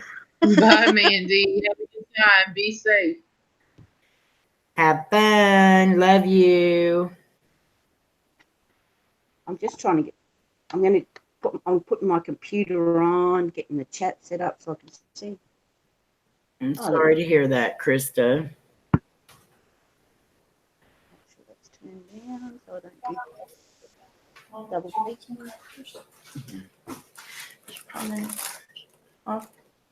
Is George in the chat? Because I just saw his name come up. No? No, that's all right. he's not. It's just on my list. It's just on my list of favourite YouTubers. Be careful, Mandy. What you looking for, baby? What, G Paul? So toss one back for me. Me too. Thank you, Joe. So I'm going out partying. I need to figure out a way to bring the pub to me. Maybe I would go more often. I only live like a 10-minute walk from the pub, but I don't go. There's No, we another went long to- list. Am I your favorite, KJ? Is what Buddy is asking. You want me to handle this one, KJ? Yeah, can I take the fifth on that? Yeah, you're all right, buddy, in your place. I'm not saying the rest. As my mum would say, you're all right in your place, but nobody's dug it yet. I was listening to Twinkie's stream when I could get signal. It would sit there and do the circle, and then I'd like, as soon as it would come back on, I'd have to move the bar thingy over to get where y'all were at. Yeah. And I popped in one time. Lainey, stop. And yeah, y'all were talking about the snake in the bed and all this other, and I was like, I'm gonna turn that down. Yeah, I don't. And like, I was like, I don't blame her. I wouldn't be so uncomfortable if it wasn't my mom sitting next to me. Oh, I know exactly what you mean. I know exactly what you mean. I think that was Rob talking about the snake in bed. Yeah. I think that was something about Buddy said something about a rubber snake or something in my bed. And Yeah. stupid me, I looked for it. And then I realised I went, and my face went. He told KJ, he said, look at that for that rubber snake over there across the room, KJ, and she's just staring, looking. I was just dying laughing. And then she seen me laughing, and she says, "Oh my God!" You heard me right, Gary. Yeah, that was one of those boomerang snakes. Mm-hmm. Me and Cody watched some of the live stream back today. Sitting here, Cody just loves your accent, KJ. He loves listening to you talk. Oh, yeah, and I never stop. She did a lot last night, though. She stopped a lot. She was speaking. Yeah. That talking about how was Betty, not Rob. Betty she said that was loves me, not Rob. she loves those American men when they say baby. So then G-Pa starts saying baby and stuff, and I kept blushing every time he said it. So now Darren decides, oh, I haven't talked to KJ all day, so now I'm going to talk to her.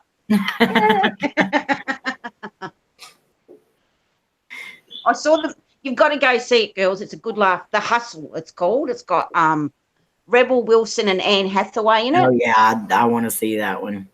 And because I saw you will kill yourself laughing. Anything Rebel Wilson's in is funny anyway.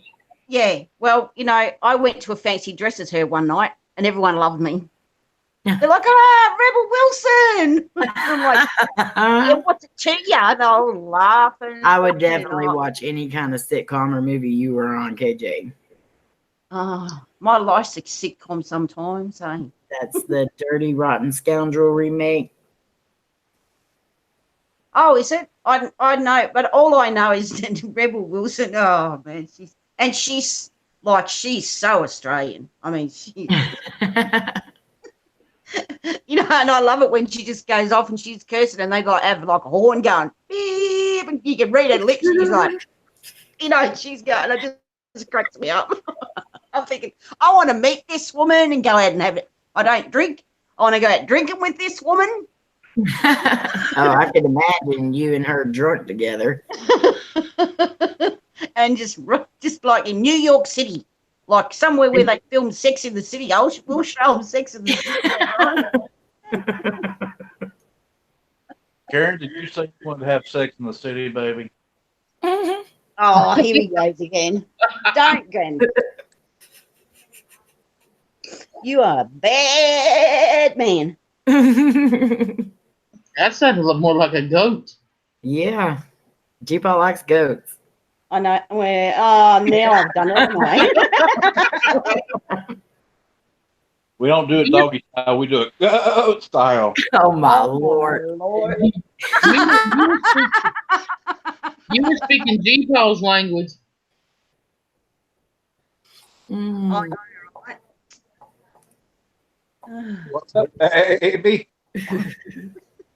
Nothing much.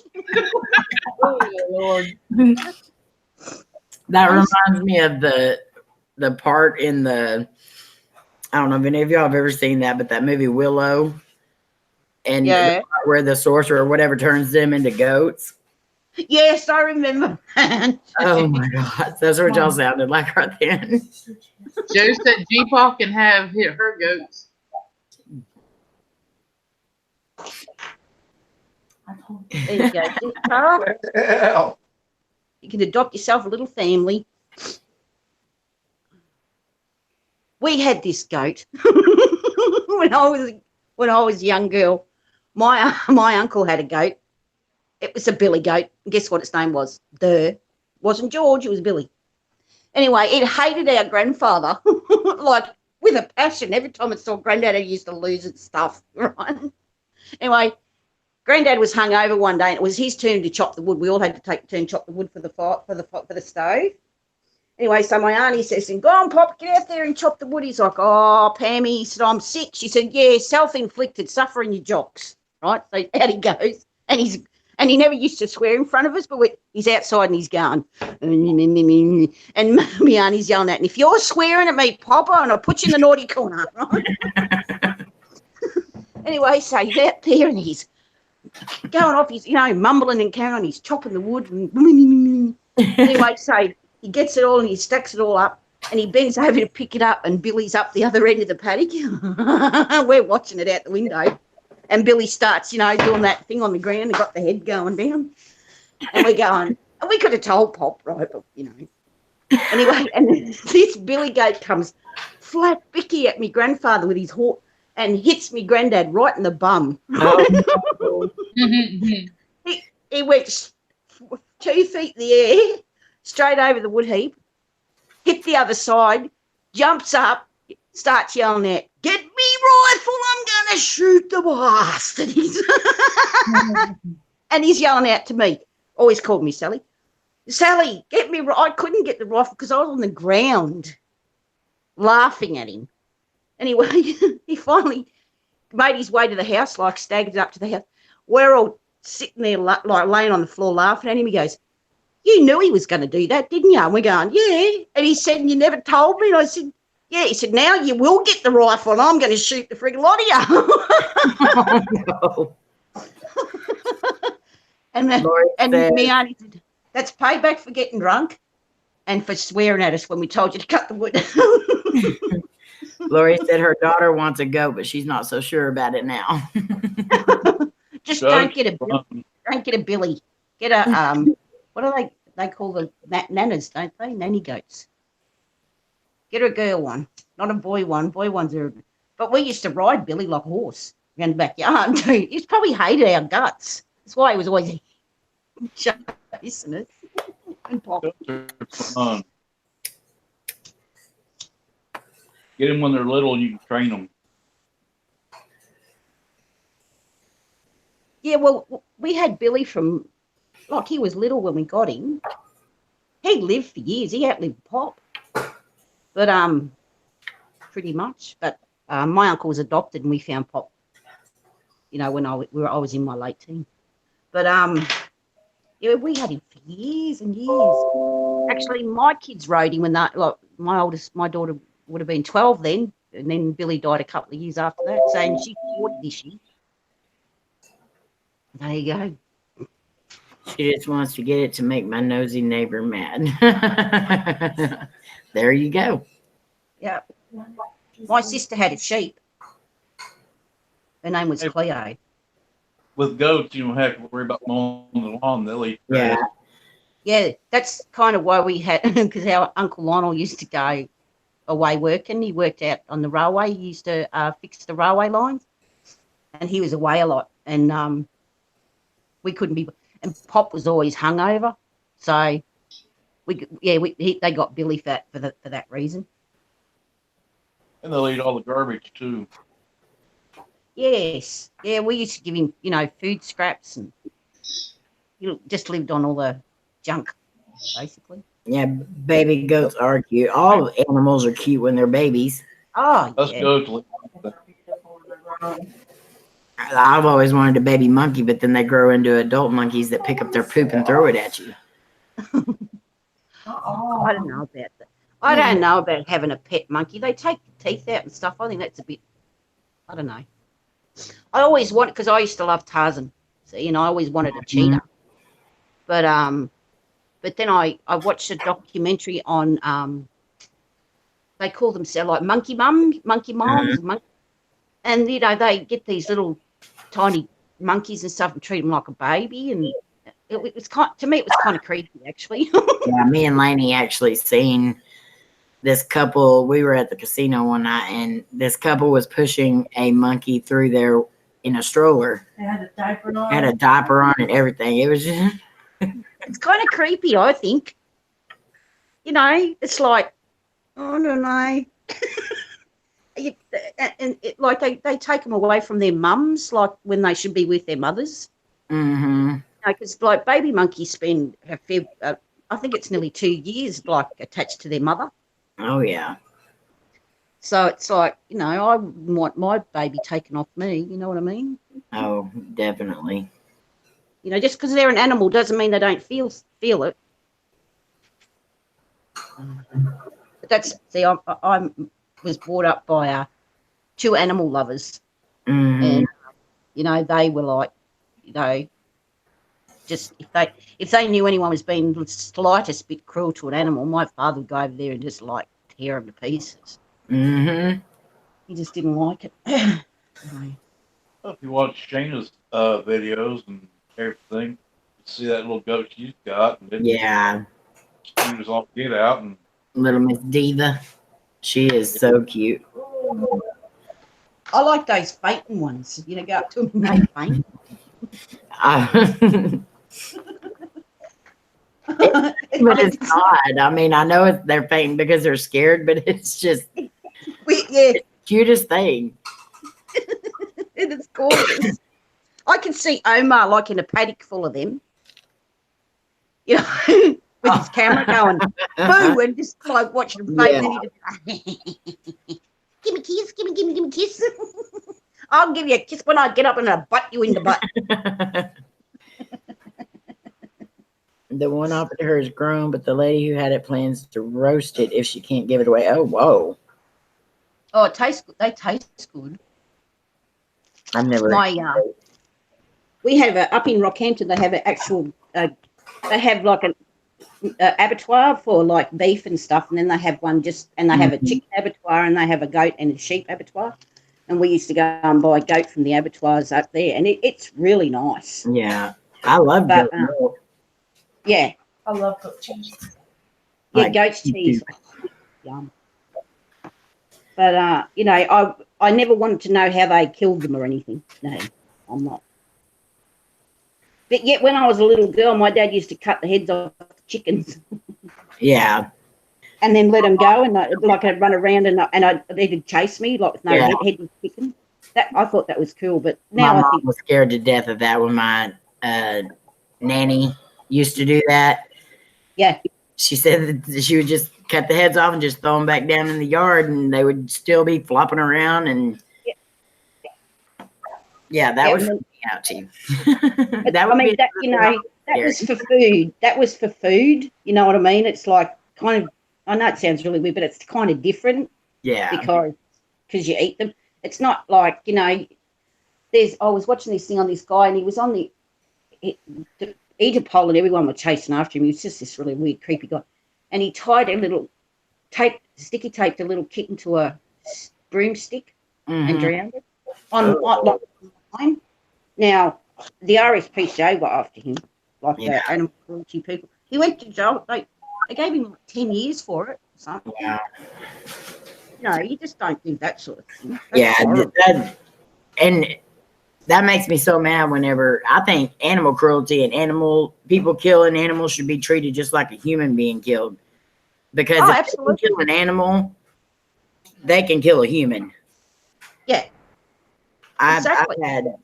We had one of our dogs that was in our backyard shot with a bow and arrow. Oh. And the boys that did it, they were like 13, 14 years old. They just got a slap on the wrist. They didn't get anything done to them. No. And I had to put Jake down because he wouldn't even let the dog catcher, or any of them come near him. So they had to give me the needle, and I had to go over and give him the shot. Oh, no. They didn't get nothing done to them. Nothing. They didn't do any time in juvie. They didn't have, probation, nothing.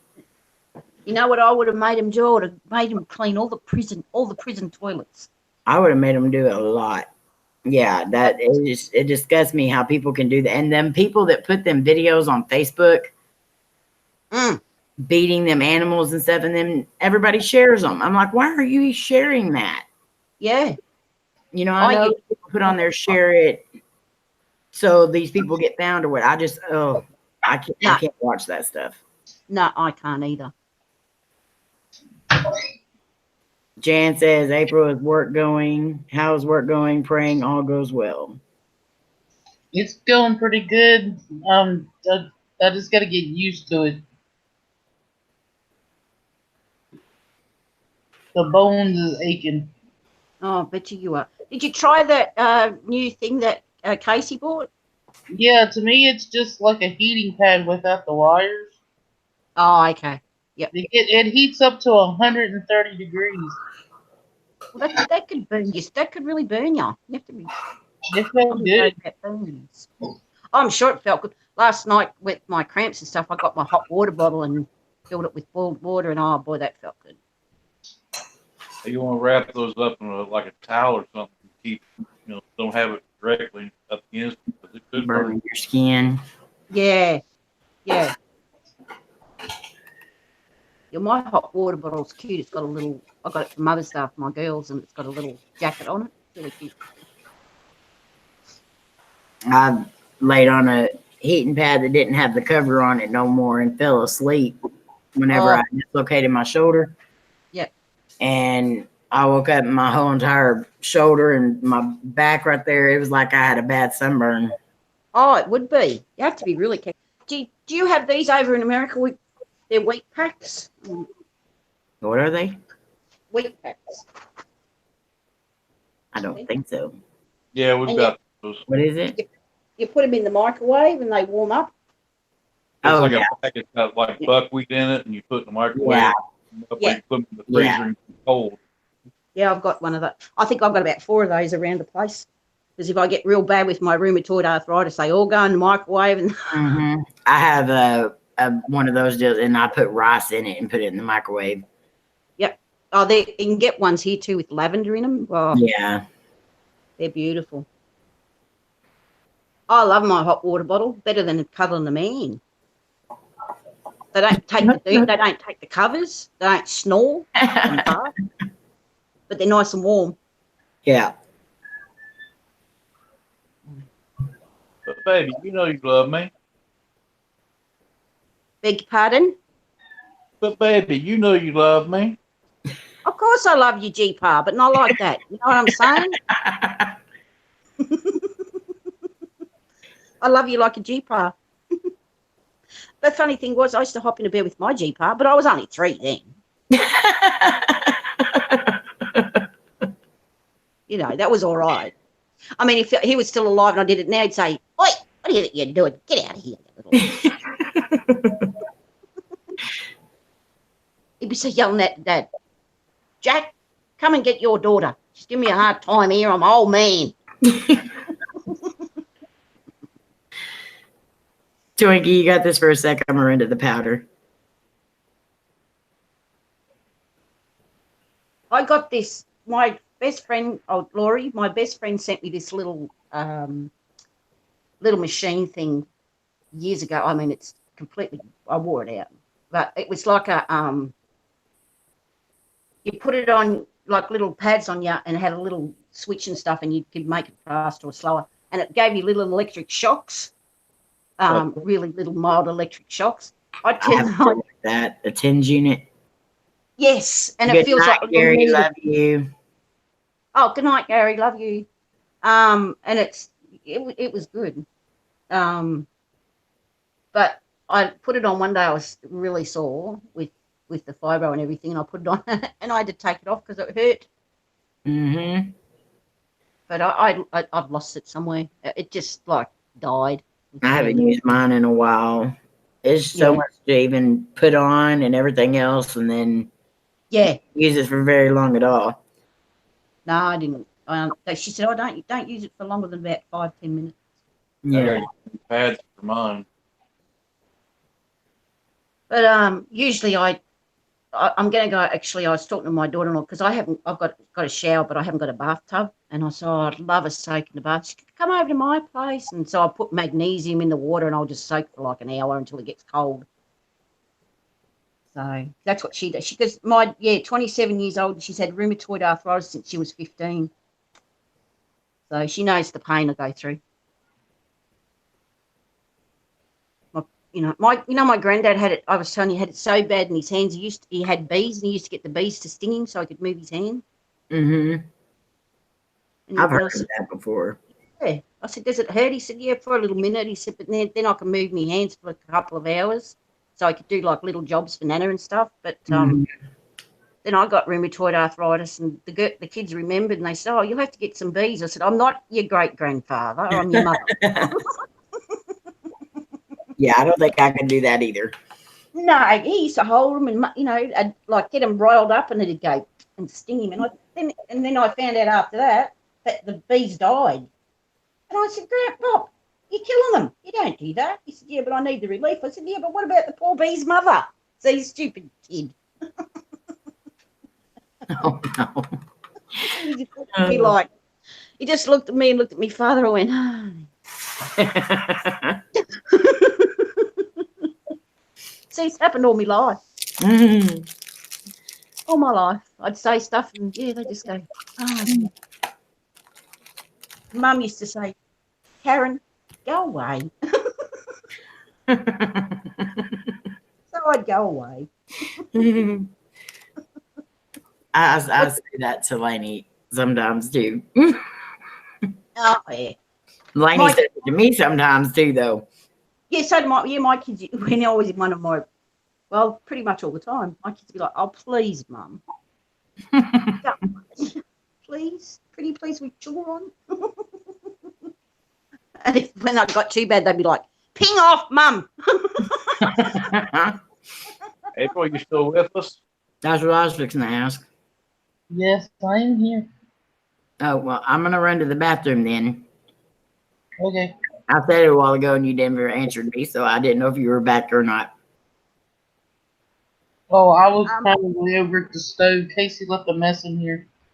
Okay, I'm going to run to the powder real quick. Okay. Typical kid, leave a mess. It's all good, Mum will clean it up. My kid, leave a mess and they, yeah, that's it. That's what you reckon. All good, Mum will clean it up. One day you'll move into your own place, make a mess, and have to get and go, oh, rats, Mum won't clean this up. Well, I had cooked dinner and I had already washed all the dishes for my dinner, and put the leftover food in another container. Then Casey decided to come home and make a completely another meal, and she just left it. Yeah. Yep. Sounds like my kid. You get tired of cleaning up after them when they're able to do it, clean up themselves. Yeah, I know. That's why I used to say to when they're like, because, my kids are in their teens like Casey and that, and I'd say, if you're able to make the mess, it's really easy to clean it up. And they'd look at you like you spoke to them in some other language. Like, what? Yep. Are you serious, Mum?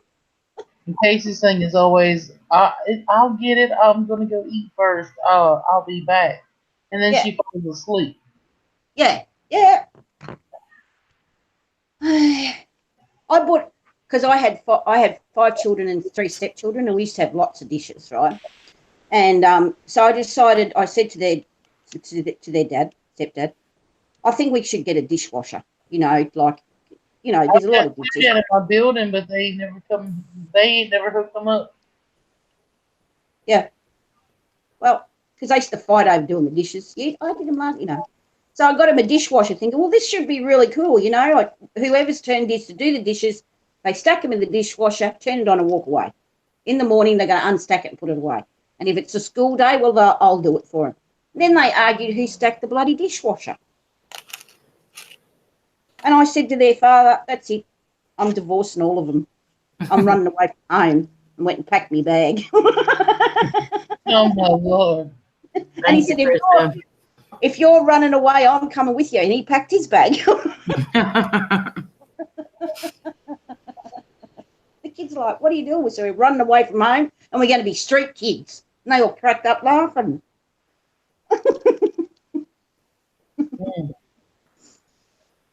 To him, please look after my family. Welcome back, Twinkle. Thank you. Thank you, Krista. God bless you.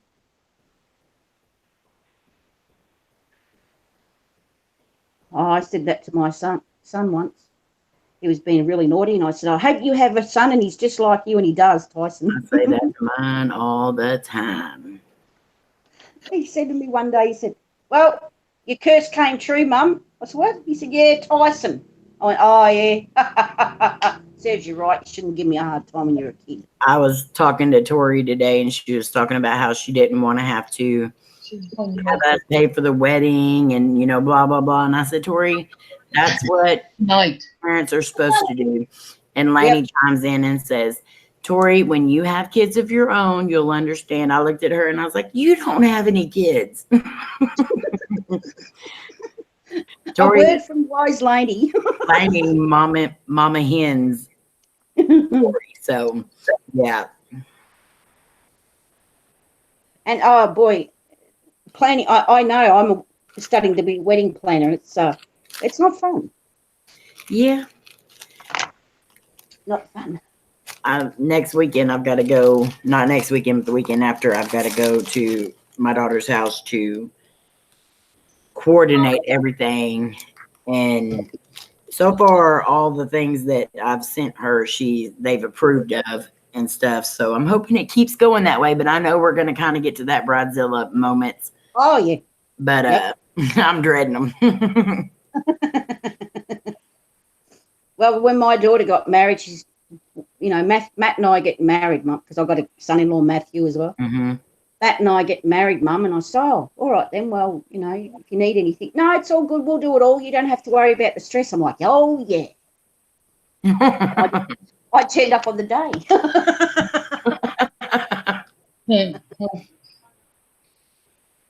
Love you too, Krista.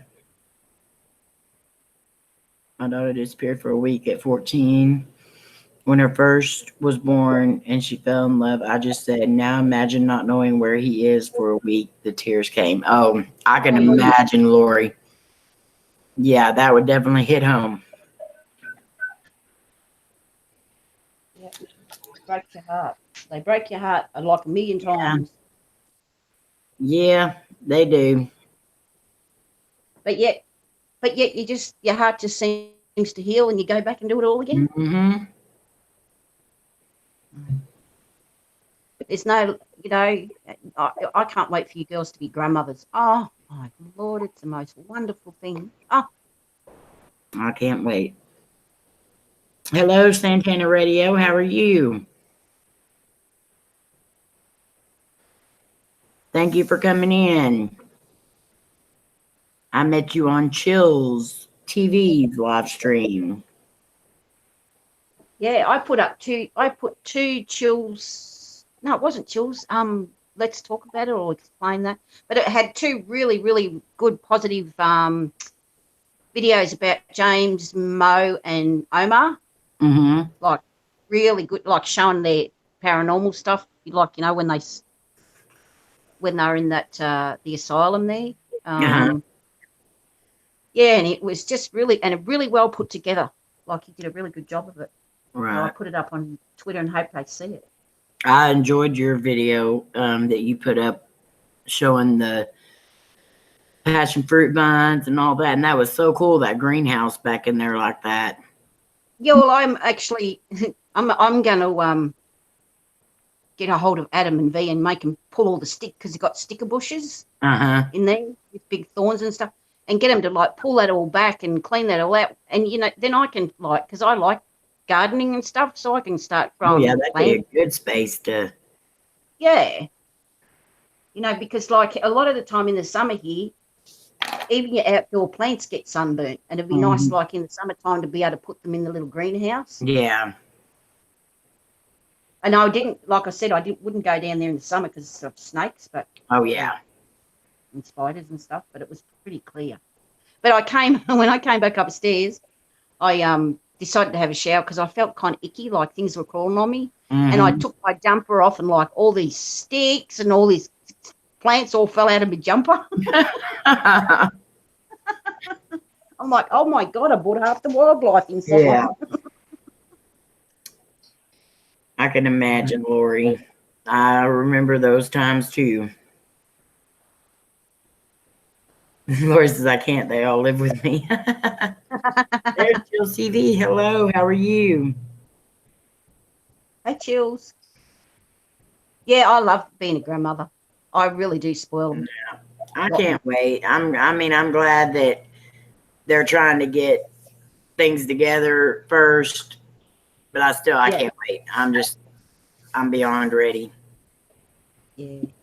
I'm at that point to where I'm still young enough to where I could have a child I can't because I had a hysterectomy when I was 22, but yeah, I'm still at that age where I could have if I wanted to. So that baby fever's kind of coming in. Yeah. Yeah, but in Australia we want to raise another kid. I know what you mean. Yeah, in Australia we call that you get clucky. Like a chicken, they go, clucky, and nest. Yeah. And you think, oh, I'd love to have a baby, and then the kids say, oh, we're having a baby. You're gonna be, and you're like, yay! You don't have to have a baby until you have to babysit for a couple of hours, and then it's like, oh no, I couldn't do this again. Oh, same. I go and I go and babysit for a couple of hours with the three little ones, and I sleep like half the next day. I'm exhausted. They're very I active. did see Chills. I saw that before you retracted it. Did you say something rude? Damn, I No. missed it. Oh, okay. No, but I'm sorry to hear that. And I really liked your shirt, Chills. That was a pretty cool shirt that you showed today. Injury took care of that back in high school. Yeah, I'm sorry to hear that. Oh, that's sad.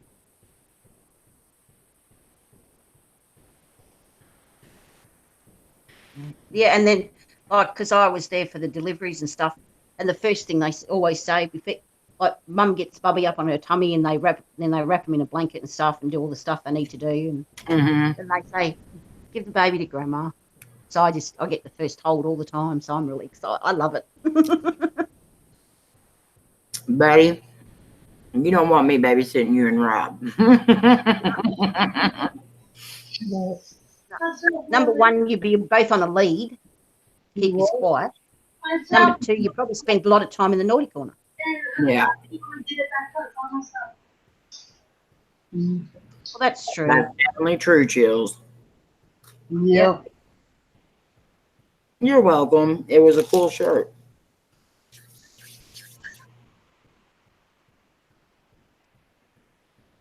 I don't know though. It's really hard to adopt within Australia these days. Like, there's not too many children up for adoption, but overseas you can, like like China and stuff like that. Mm-hmm. And unfortunately, U.S. is there's so many kids that need adopting. Yeah.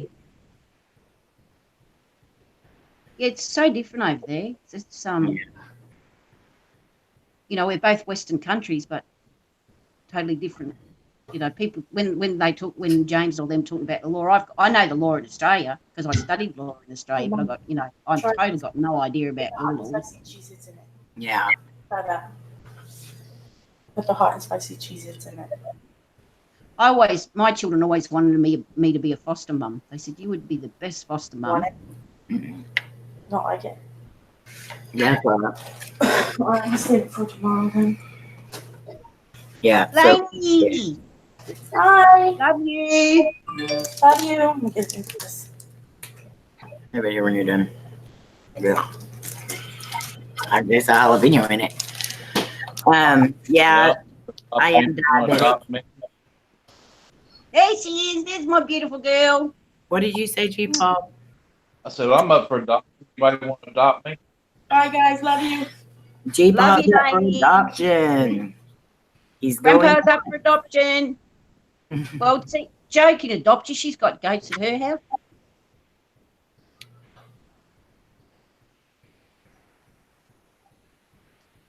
Yeah. Yeah. Well, babies like everyone wants to adopt a little baby, but there's a lot of little kids out there that need loving homes. Shut it. Heifer. So, it all the way and I shook it up. Oh, no. So, adopting a 2-year-old or even like a 4-year-old or a 6-year-old, 10-year-old, 15-year-old. Yeah. Kids out there that need to be loved. See, on me, and, I love babies and whatnot, but I would want a kid that's older, to where I think that would be... At least potty trained. Yeah. I think that would be but I don't know, after I had my hysterectomy and stuff, me and Cody talked about adoption and stuff like that, but Lainey was so sick when she was born. We spent the first 3 years of her life in the hospital. She stopped breathing 3 different times. And stuff, we just had a lot of keeping her going. So there just wasn't. And then by the time she was up older and was kind of getting over a lot of it, it was just, we had too much on our plate. So. Yeah. Yeah. Well, like that was my last one was like that. She spent the first 2 years in the hospital. She died 3 times. She spent the first 2 years of her life in hospital. Mm-hmm. So, and I had 4 little ones at home as well. So, I would do the day shift and Dad would do the night shift. And it was pretty stressful and My sister and mum used yeah. to help. And that's when I said to him, I don't want any more kids. This is our last one. After her, I'm not doing it again. It's too much. Yeah. We didn't have any more. 5 was enough anyway, way too much. And like my 2 grandchildren, Elijah and Alicia, were both born at 28 weeks. So we were like, 6 months or so sometimes, in the hospital while they were getting Mine better and was stuff. 7.5 months, but she was born with plastic lung syndrome. Oh, no.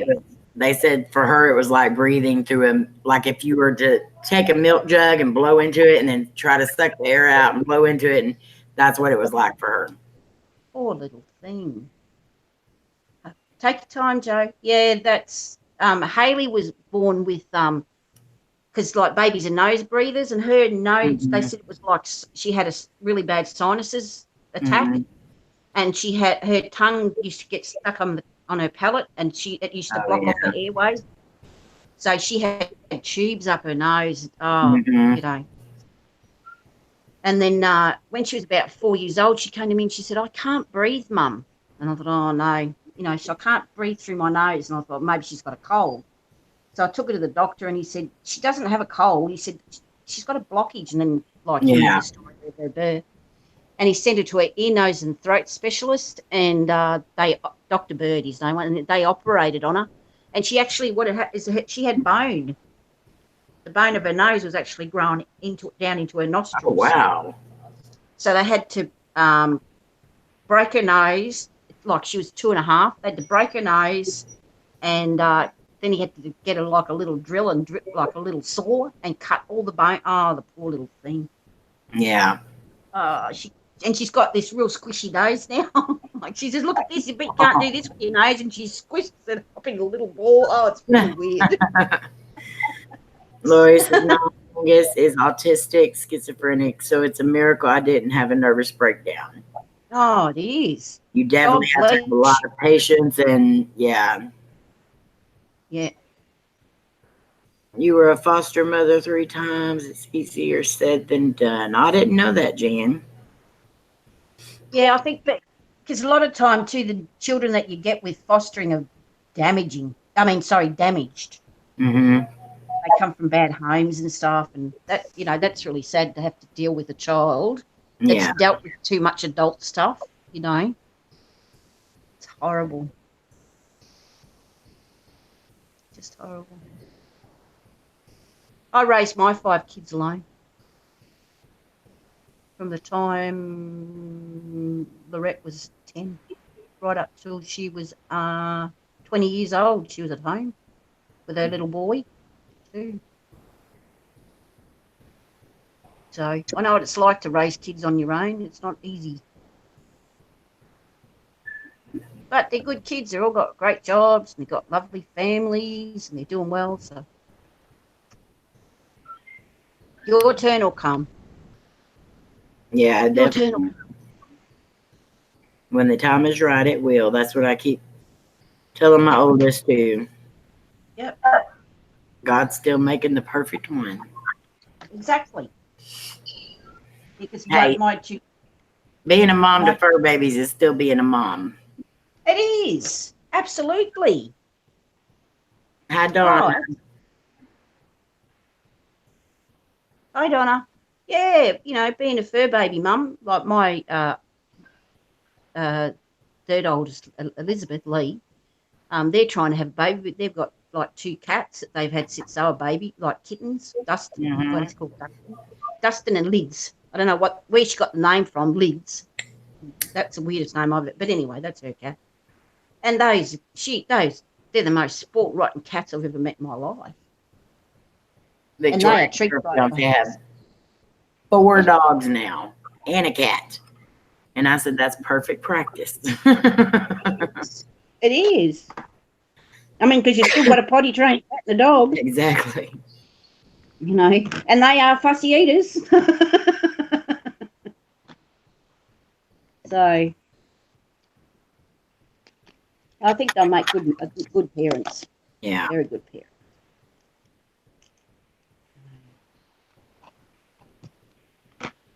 Yeah, well, I had my first baby at 19. I had my last baby when I was 28. So I was. I know it, JC. I'm so sorry. That is most definitely tough. Oh yeah, losing your life partner. Wow. My stepmom when my stepmother died, my dad died, and my stepmother was still alive. And I went home for the funeral. And I saw my stepmother, and I looked at my sister-in-law, and I said, "Oh my God, Mum looks so tiny." Yeah. And she said, "Yeah," because she just looked so like Dad was always with her, and she just looked so tiny and lost and alone. It was really sad. Yeah. They were married like 30 years. I couldn't even imagine. Well, my grandfather died when I was 30 years old, and him and my grandmother were married for 75 years.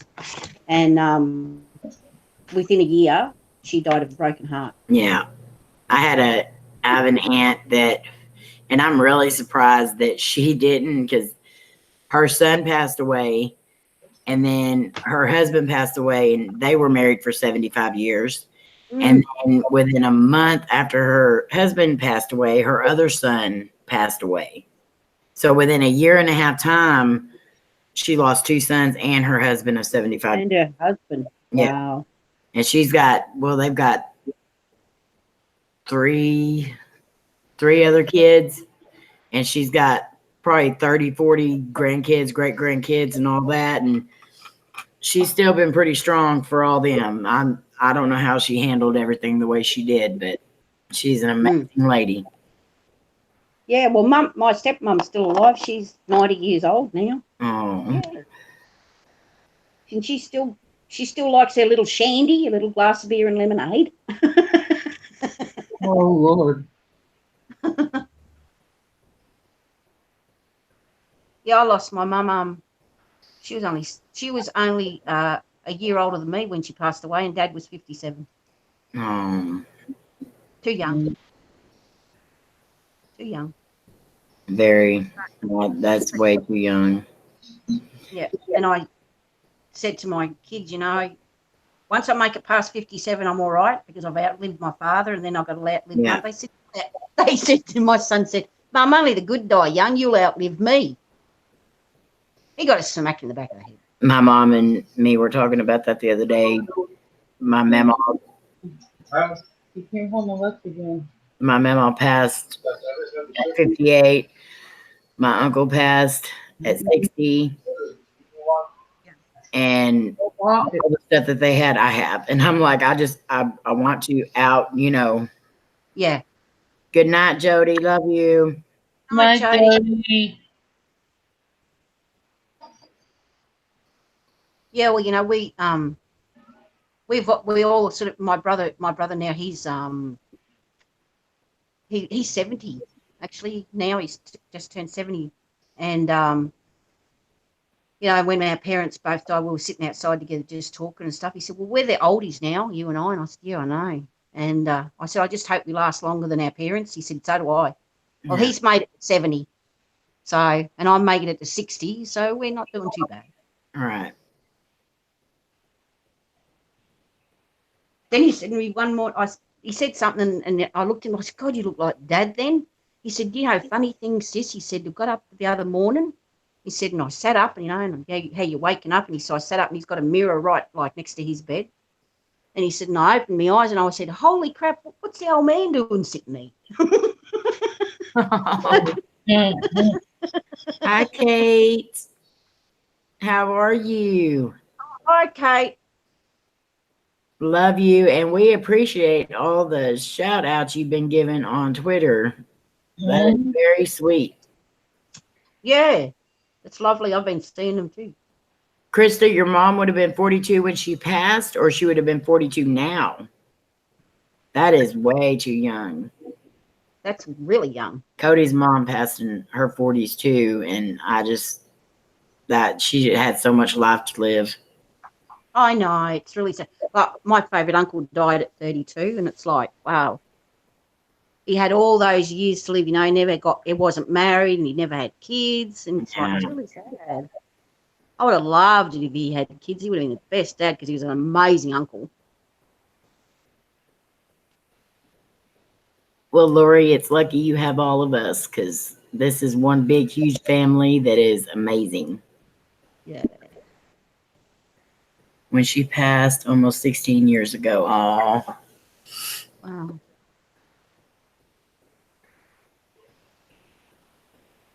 Thank you, Chills TV. My mother got to hold her first great grandchild before she died. Oh. She loved him, absolutely adored him. She said when she was leaving, she said, "Okay, now we're going to go. Great grandma's going to go and change your nappy, and you've made a bit of a mess on yourself, so I'll change your little clothes, and then we'll pack your bag, and you're coming home with me." Oh. His mum said, "I'll have to come too, Nana." And she said, "Oh, well, that's all right then. Yeah, pack your bag. Come on." I said, "Hang on a minute. Don't take my children away from me, Mum." Welcome back, Yeah, my Joe. daughter- I'm sorry, HWR and Chills TV. It's sad losing someone, you know. Knock on wood, I still got my mom and dad. You're so blessed. I miss my mum and dad every day. You know, there's so much going on in my life, and I just want to sit down and, you know, put the kettle on and have a cup of tea with them and just tell them everything, you know. I don't really sort of talk to my stepmum. We kind of just drifted apart when my father died, which is sad. Yeah. But I keep up with her because, like, I'm, you know, my stepsisters and stuff are all on Facebook, and we keep in contact, and they send me pictures of her all the time. Yeah. But you know, it's just really sad. I just really miss mum and dad a lot. You know, and they've got all these beautiful great grandchildren. They'd be in seventh heaven. All those, and of course, the boys now, the three older boys, my father will be taking them fishing and teaching them how to shoot, and all that really fun stuff.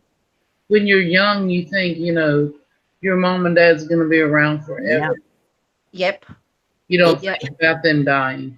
Even as an adult, I want to feel that way. I mean, yeah, that's just so hard to even imagine. And just like when Cody lost his mom, I did not know what to do to help him because what can you do? That's what I did with Michael. You know, everybody can say, you know, I know what you're feeling, but if you haven't been through it, you don't. You don't. Yeah. You don't. You know, there are even times now to this day that I'll pick up my phone, you know, and I thought, oh, I wish, you know, and then they're gone. You know, I just want to pick up the phone and hear their voice. Now, see, Michael, he still has his mom's phone number and Jody's phone number in his phone. Yeah. And when my mother-in-law died in my house here, and Michael still has her, some of her medicine that we kept in the refrigerator. He still has. We put it in a baggie, but he still has it in the refrigerator. And there was a zero. It's called a zero candy bar. Yep. That was his mom's favorite. She took one bite out of it, and he still got it. And we still have it in the refrigerator. And she died 8 years ago. Wow. My God, you know, and I can't throw it away. And I'll let him do it when it's time, his time. Yeah. But we got it in a nice little baggie in the drawer. And he still won't. He said he can't do it yet. Yeah. Well, these earrings I have in here at the moment, they were my mum's. I never take them out. And his mom had a little brown change purse she always took around with her. He carries that in his truck everywhere he goes. Yeah. Yep. And I've got my dad's work bag. Because, like, when he passed away, my stepmom said, you know, is there anything of your father's you want? And I said, yeah, I want his old work bag. He said, yeah, you can have that. And it's it's really funny, and he's been dead nearly 30 years. And when I open up the bag, I can still smell him, like, because he used to wear Old Spice all the time. Mm-hmm. And I open up the work bag, and I can still smell Dad in there. It's really weird. Yeah. So I never even, when I first got it, I just put it away. It took me about 5 years before I opened it, and I opened it and started crying. I can smell him. See, Michael, he didn't have nobody because Michael's an only child, so he didn't have any brothers or sisters to, to lean on or anything. So Yeah. I'm lucky that I had, I've got brothers and sisters and stuff that for my support. No. It's very hard on all of them. Cody's mom has been gone 17 years, and he just now passed down her desk to Lainey. I mean, it just sat there. But anytime anyone asked, can I put it in my room? It's like it just snapped something in him. It would just take him right back there. And he finally got to the point where he could let, one of the girls use it, and he has her sewing machine and all that stuff that you don't part with that kind of stuff. But nope. My dad's right now. He's refinishing his mom's cabinet that he inherited when she passed. He's sanding it down and redoing it right now. He was in there yesterday working on it. Yeah. That stuff you don't give away. No, when my daughter turned 18, it was her 18th birthday, and my mum had a custom-made sapphire dress ring that she used to wear. When she went out for a night out, she put on this beautiful ring. And on her 18th birthday, it still it was still in the little velvet box and everything. For her 18th birthday, I gave it to her. Oh, you should have seen her. Oh, she broke my heart. She opened it up and she just started crying. She's like, "This was Nana's, Mum." And I said, "Yeah, I know." And I said, she asked me when you turned 18 to give it to you. Well, she cried and cried and cried and cried. And I said, Nana said that, you need to, when your oldest daughter turns 18, pass it on. So it becomes a family heirloom. It stays in the family. And she just cried. And that box, she took it home, she put it away, and she hasn't even ever put the ring on. She won't let anyone touch it. All right. Her Nana's. Chills. Lori is right about that. It's very hard to make that decision, especially, someone so close to you. But we become very, when you start making decisions like that, it becomes more about you than it does them. Yes. And a lot of times we are very selfish when it comes to that, because we want them to still be here, even though they're in so much pain, or, there's just nothing that we can do. And No. I can't honestly say that I could make that decision either, but I do know Lori's right that you definitely have to take care of them. I mean, I wouldn't want my parents laying there suffering. Oh, no. But it definitely is a hard decision. Yeah. When my mother was dying, she said to me, well, she had on her chart at the hospital, no resuscitation.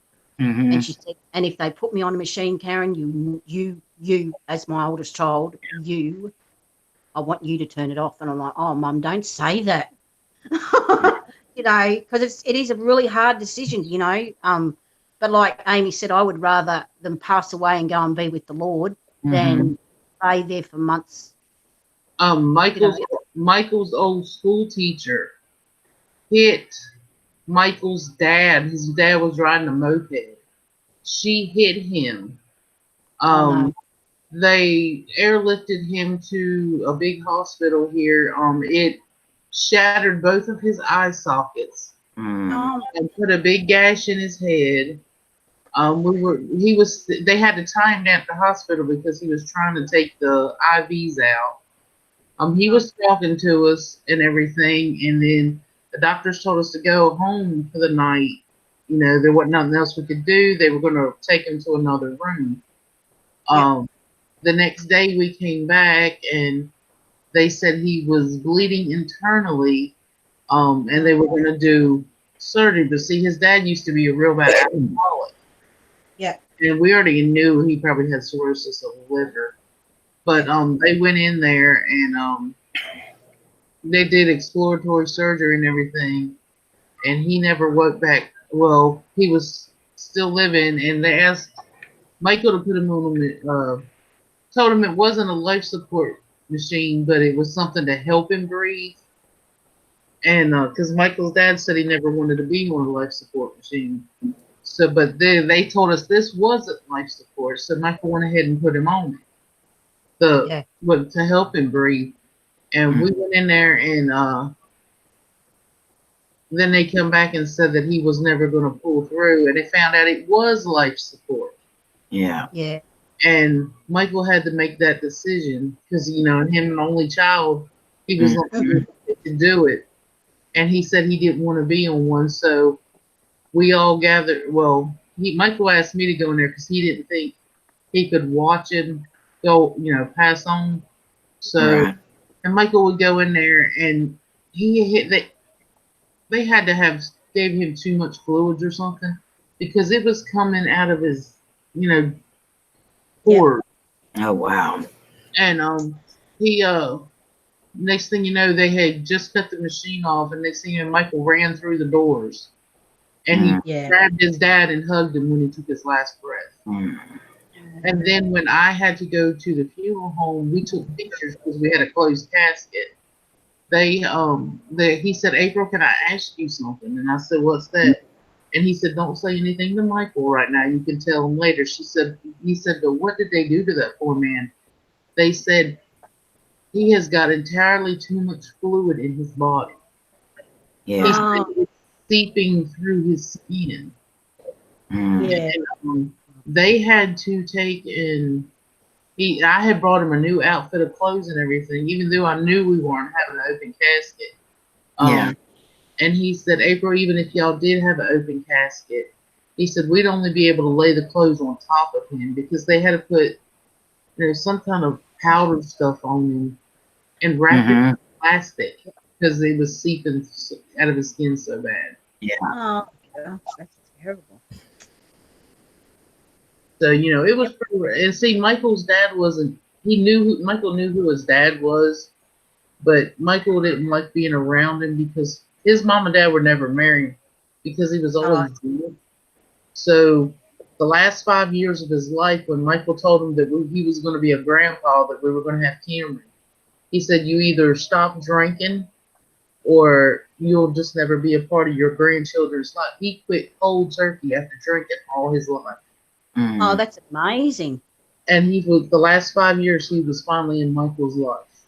Wow. Yeah. I was lucky enough having my mum and dad in my life, all my life. So, but yeah, I was with mum when she passed away. I held her hand because I nursed her until she died. When Michael's mom died here in the living room, she dipped snuff. I don't know if everybody knows what that is. Snuff. Yep, I know what snuff is. Yep. She dipped snuff, and she said, if anything, don't ever take her snuff from her. So Yeah. Michael would wet a sponge and dip it in the snuff and rub it on in her mouth just for that. And she would bang a picture on the wall because she had a stroke like a week before she passed, and she would take the picture on the wall and bang the picture to get our attention. And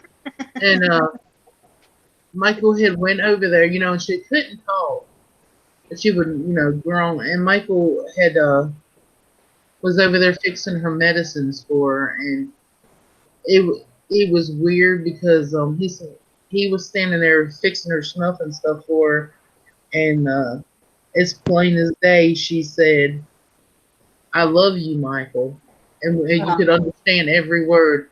And Michael turned around and was saying in the middle, said, "I love you too," because it shocked him. Yeah. And he was halfway through it, and she was gone. Oh, Yeah. wow. And My mum could. his cousin was standing in my way, and where I could get, because Michael started hollering, "She's gone," And he was in my way. I jumped over top of him and ran in there. And that's why Casey has such a hard time because she was so close to her. And Casey Yeah. was the only one home that wasn't home when she passed. Casey missed her by 5 minutes. Wow. Getting home from the school bus. So that's why Casey has a hard time. She don't want to celebrate her birthday anymore. She don't want birthday parties or nothing because they celebrated their birthdays together. And every year she has a cake and she puts hers and her grandma's name Yeah. Yeah, well, that's the same with my daughter Virginia. And my daughter Virginia was born on my dad's 55th birthday, in. and he wasn't a drinking man. You know, he'd have a drink now and again, and he rang my brother and he said, "Come on over, Doug and Douglas," because I got me a little granddaughter, and he's like, and she was born on my birthday. Oh. And they were toasting, and he said, "Here's to my little granddaughter Virginia Marie, the best birthday present a granddad could get." Oh.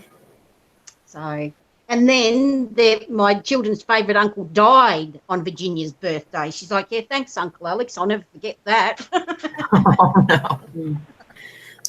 I'm just so glad we have, these sweet memories that we do have. Yeah. Oh, That's absolutely. that's something nobody can take from you. That's right. Nobody can take that memory away from you, that love that, you'll always have in your heart for them.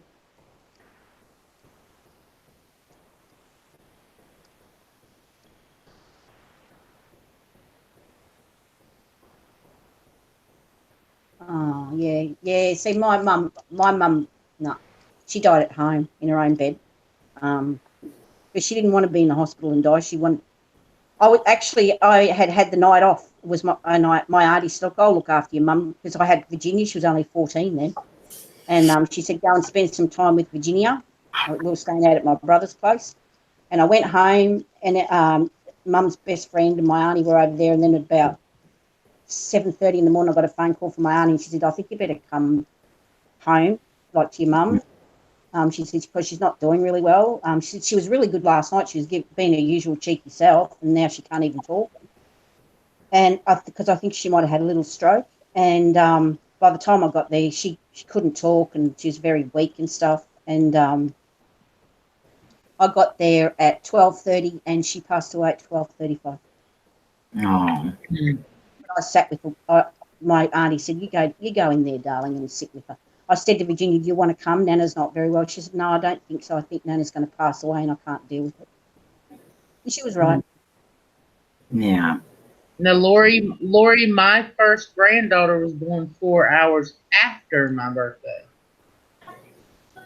Hers was born 2.5 hours before her birthday. Mm-hmm. Yeah, that's what I was fixing to say whenever. I thought that was neat. Good night, Chills. Love and hugs. Good Good night, night, children. God bless you. Maybe I'll get a grandbaby on my next birthday. I really, really, really hope. I was rooting for this year. Yeah. Well, that'll be really exciting. If you have a grandbaby on your birthday, we've got really lots of things to celebrate. It's your birthday, you've got a grandbaby, and she's been born. Or he. I'm hoping. I just love it.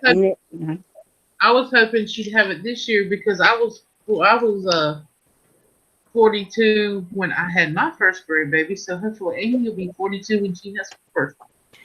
I hope so. Let's keep our fingers crossed. I was 36 when I had my first grandbaby. He was right from the day he was conceived. That boy was the love of my life. Yeah, I can imagine. I adored his mother. I used to be forever lifting up her shirt and kissing her tummy.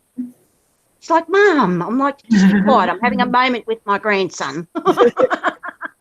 I can see me doing that, and I can also see my daughter telling me to go away. Mm-hmm. When I was pregnant, I was a security guard. I had to wear the uniform and all that good stuff.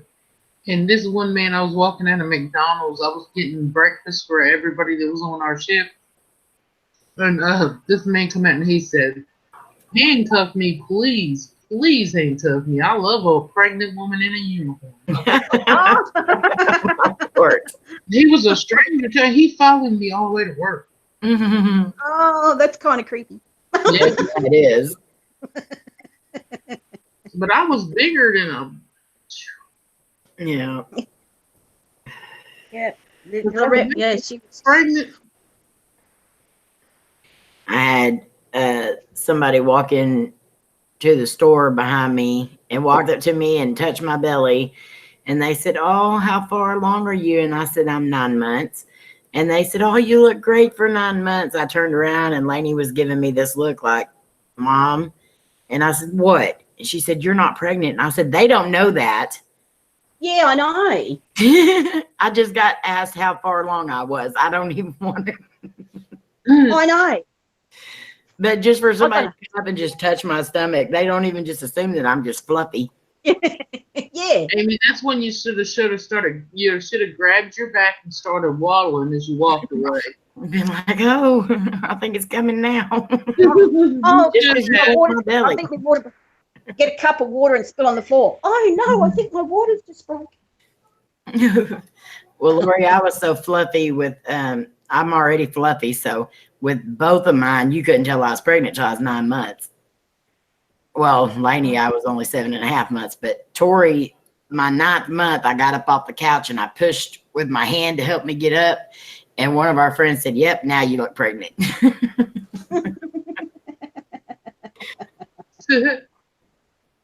When I was having, because Virginia, like I had my first baby was 7 pound 4.5, but number 4 Virginia, she was my very very healthy baby. She was 9 pounds when she was Oh my born. god. Wow. And I'm really short, and I'm fluffy, and but I had this huge big belly out, and I was sitting there one day. It was a really hot day in summer up here in Queensland, and I was like dying because I'm carrying an extra 9 pounds, and probably an extra 20 pounds, and I'm sitting there and underneath the fan at my mum's place. She said, "Oh, you look so cute." I'm like, "I don't feel really cute right now, Mum." She said, "There's something." She says, "But there's something missing, sweetheart." And I said, "What?" She said, "Hang on a second." So she disappears into the other part of her house. She comes out. I nearly, I'm so glad I was pregnant. I would have jumped up and bopped her one. And she puts a little doily on my tummy and a vase of flowers. Oh my lord. She said, "You're the cutest coffee table I've ever seen in my life." And I actually said, "You're so lucky I'm so huge pregnant and I can't get up, Mama, because I'd bop you." She said, "I know, that's why I did it." Oh my lord. Lori See where I said get it my from? daughter was the same with the first 3, but that butt didn't bounce back on the 4th. Oh, No. No. By the time I had my fifth, everything went south. my babies got bigger as I got. Because Yeah. Caleb was 6 pounds even, Cameron was 7 pounds something, and then Casey was 8 pounds something. Oh, wow. And they told me if Casey would have been any bigger, I would have had us have a cesarean. Because we Tori, about her. Tori was 5 pounds 11 ounces, and Lainey was 4 pounds 3 ounces. You had tiny babies. Yeah, but I had to have C-sections with both of them. I had Lorette was 4 pound, 7 pound 4.5 ounces. Matthew was 8 pound 13. Lee was 8 pound 12. Virginia was 9 pound, and Haley was 8 pound 13.5. Wow.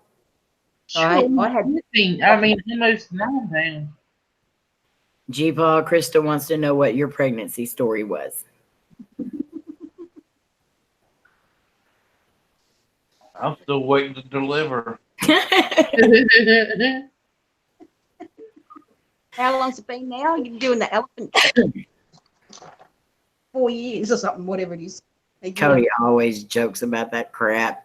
He'll say he's pregnant with a food baby, and then he'll come out of the bathroom and say it's twins or it's triplets. I'm like, you're nasty. I know the feeling. I had a food baby last night. Oh my! I'm sitting in the theater, like watching the movie, going, "Oh, my tummy hurts so bad. I don't want to get out of this chair." We finally got up and I said to Bookie, I said, 3 inches. I'm 5'1.5". So is twin. I'm 5'3". My husband was 5'9". You I see, have me and really Mike old are the pictures. same height, and Cody and Michael were almost the same height. Yeah, they're over 6 feet, and we're like I right know. at 5 foot.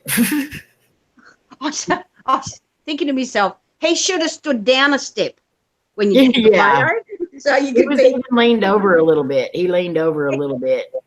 Yeah, I could see he was leaning over a little bit, and I'm thinking, she's right underneath his armpit. Wait, one of my favorite pictures of us is when we went to one of the NASCAR races, and we're standing by Dale Jr.'s car, and he's wearing a shirt that says "I'm with Shorty." I hated that shirt. He wore that shirt all the daggone time. I bought for my mum and my stepdad. What was it? His t-shirt had an arrow and it said "I'm stupid," and hers had an arrow pointing to him saying "I'm with stupid." Yeah. When I first gave it to him, it was Christmas Day. Open up. I said, "I got you a nice present," because I was working, so I've spoilt them. And they opened up the t-shirts, and he goes, he opened his first and he held it up and he goes, "Well, that's not very nice, Karen, saying that about your father. I thought you are stupid, Daddy." He goes, "I know, but you don't have to say it about me, all right?" Then Mum opens up her shirt and she says, "Well, I think mine's really appropriate." "I'm with stupid." And he said to me, "You're grounded till you get the old age pension." I said, "Oh, I don't go to work tonight." He said, "Oh, no, don't worry about it. Go to work." My mom she's about 4'10", 4'11", but my dad, he was 5'11", but he's disabled and he cannot stand up straight or anything. And when we do stand him up, he's like bent over and he's like shorter than my mom now. And he used to always call her Shorty all the time. So now when a doctor or anybody asks him, "How tall are you?" he'll say, "I'm 5'11". And my mom will just start laughing. He'll look at her and he'll say, "If I could stand up straight, I'd be 5'11". Yo, See, Mum, I always got the nickname Short Shit. Yeah. Yeah. yeah, well, I got short ass. That, or they would always say, "Sure hope it doesn't flood." Yeah. And I always said, "That's okay. I'm fat and squatty all but." I said to Mum one day, "Mum, you gave birth to a Buddha." She's like, "What?" I said, "A Buddha, short, fat, and I got a big round tummy." Wow, Lori. 12 kids and she was that small. Well, Twinkie, your grandma had 18 kids. 18 kiddos. Wow. 9 boys, 9 girls, 3 sets of twins. 3 sets of twins. Yeah, Mhm. I couldn't even imagine. Wow. And she was only 4'10". You know, my older sister Sandra, that just passed away, she was 4'9". She had 5 children, all taller than her. Reg was 6'1", and she was 4'9". My mum was I wonder if it was 5'9". like My a dad was 5'. thing then, because my grandma or my dad's mom, she was only like 4'5", 4'6". Yeah. She only had 6 kids, but every one of them are like almost 6 foot tall. Yeah. And big build and. Yep. Yeah. Well, when you finally see my son on video, he's. I look at him sometimes. Wow, I gave birth to you. You're huge. Everyone in my family's tall, except for me, my brother, and my mom. Yeah. And when I finally did meet my real dad, then I realized, that's why we're so short, because they're both like 4 foot something. Yeah. And so we're lucky that we even made it over 5 foot. My brother's probably about an inch or two, probably 2, 3 inches taller than me, and that's it. He's about 5'4". Yeah. Yeah, my father was 5'4". Actually, because I had the surgery and lost heaps of weight, and I actually grew an inch. I used to be 5'2". Now I'm 5'3". And I said, "How come?" They said, because when you carry the weight, all your bones and everything are all squashed from the weight. And what happens is the weight comes off, so your bones expand. So, I gained an inch. I was quite impressed. Dad was alive then. I rang him. I said, guess what, Dad? And he said, what? I said, your little girl's all grown up. He goes, no, you're not. You're a duck. You've got duck's disease. I have my back, my spine, it doesn't stretch out like most. It's like compressed, I guess. And there's a really long name for it, but the slang name for it or whatever is midget spine. And as soon as my family heard that, they all sort of, well, that's why, you know. Yeah. They all do that to us when we have family gatherings or whatever. They're all just my cousins that are like 10 years younger than me. They'll walk over there and put their arm around me and just stand there looking down at me and yeah, laugh now. Yeah, well, my cousin Tracy's 4'9", and my son's he's nearly 6 foot tall. And when he became a teenager and he got taller than her, he used to just like go and put his elbow on her and lean on her. Yeah. And she'd get off me. He said, no, Tracy, you're the best leaning pro. We get yeah. that a lot. I used to get patted on the head. Yeah, because I'm probably I'm the second. Well, apart from Sandra, I'm the second shortest. Everyone's taller than us. Mm-hmm. She's really tall. She was 4'9" and had a 18 double D bra. Wow. I used to always want to put a tablecloth on her. When she was pregnant and stuff, oh my God, she came in because she's a good sewer, so she used to buy the straps and everything, make her bras bigger.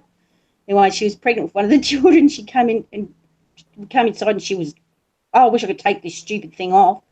Dad's like, what stupid thing? She goes, oh, Dad, you know, me bra. He goes, oh, all right, women's stuff. Anyway, yeah, it's too tight. I'm going to have to go and buy the straps and make it bigger. Anyway, he goes, yeah, it's pretty bad. And he disappeared. And disappeared, and he was gone for ages. And we were used to it. You know, he just used to disappear. He comes back up. Oh, I'll never forget her face. He comes back upstairs. He's got 2 buckets, right? and he got wire, and he made like a bra for her out of these 2 buckets. No. And she's at the kitchen table. We were having a cup of tea just before dinner. And he comes in, he goes, there you go, Sandra, I've got a new bra for you. And he sticks these 2 buckets in front of you. You should have seen her face. Oh, it was gold. And she said, go ahead. She said, you're so lucky you're my dad. My mom had a friend named Tina, and she was probably as short as I am, but she always made her own bras because she was so big. And then they finally took her to a place to have her actually fitted for a bra, and she wore a double M. Wow, that's even bigger than Sandra. Yeah. She hunched over real bad. Yeah. And, we always asked her, why don't you go get a breast reduction done?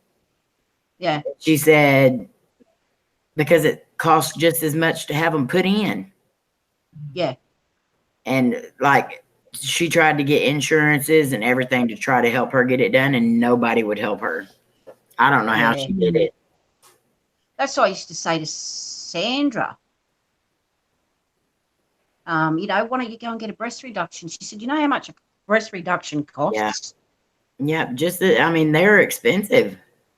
Yeah. And you would think that insurance companies would be able to do that, you know, but they all kept telling her that it was pre-existing.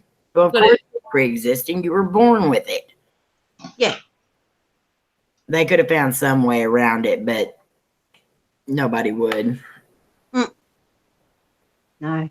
So she just, but, you know, she used to say to me, you know, her back and shoulders ached, and, you know, and getting comfortable in bed at night time was really hard. And yeah.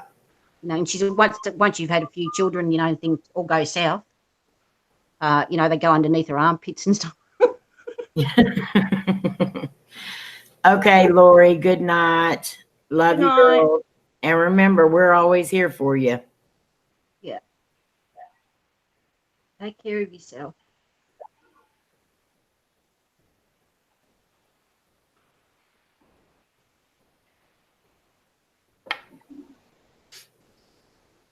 Twinkie, I'll be right back. I'm gonna get my medicine. Okay. I'm gonna be getting off here in a few minutes anyway. I gotta get up and do a grocery order for work in the morning and then get a few things done before we go with James tomorrow. We're gonna go shoot a video finally. Awesome. Where you going? Oh, you're not going to tell, are you? We're gonna go to an abandoned strip club. Ooh. Don't take Cody. Yeah. This is about the only strip club I want him going to, but Lainey, as soon as she found out where we were going, she said, I'm wearing mask and gloves. That's funny. That should be interesting. Get in there and they might see them all there up on the stripper poles. Yeah. Well, you know, they say if walls could talk, let's just hope they do. Yeah, exactly. Hello, how y'all doing? Yep. Good night, Krista. Love and hugs. Good night, Krista.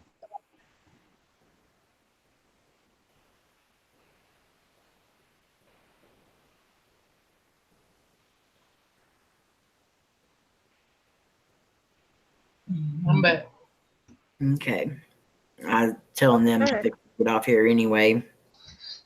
Did you say you had to work today, Twinkie? I gotta work at 3:00 in the evening. 3. So you're working both your days off? Yep. I told you, as soon as they say, can I call you in anytime we need you? And you say, yeah, it's boom, boom, boom, boom, boom. Yep. But I need the money. Yeah. Money, money, money. Money, money, money. Yep. As soon as you say when you say I'll work as many shifts as you can give me. Well, they actually do. Yeah, but it was my first week working. Yeah, she hasn't had a day off since she started. You're a poop Twinkie. I must be doing something right. I think so. Oh, if I could get this one job I want, hell, I'd be doing 10 hours a day. Oh, I want that one job you're trying to get. Do what? I said, I want the job Jeepaw's trying to get. Sit and drink beer and get paid $40 an hour for doing it. Yeah. Oh, that's a good job. Okay, guys, don't forget.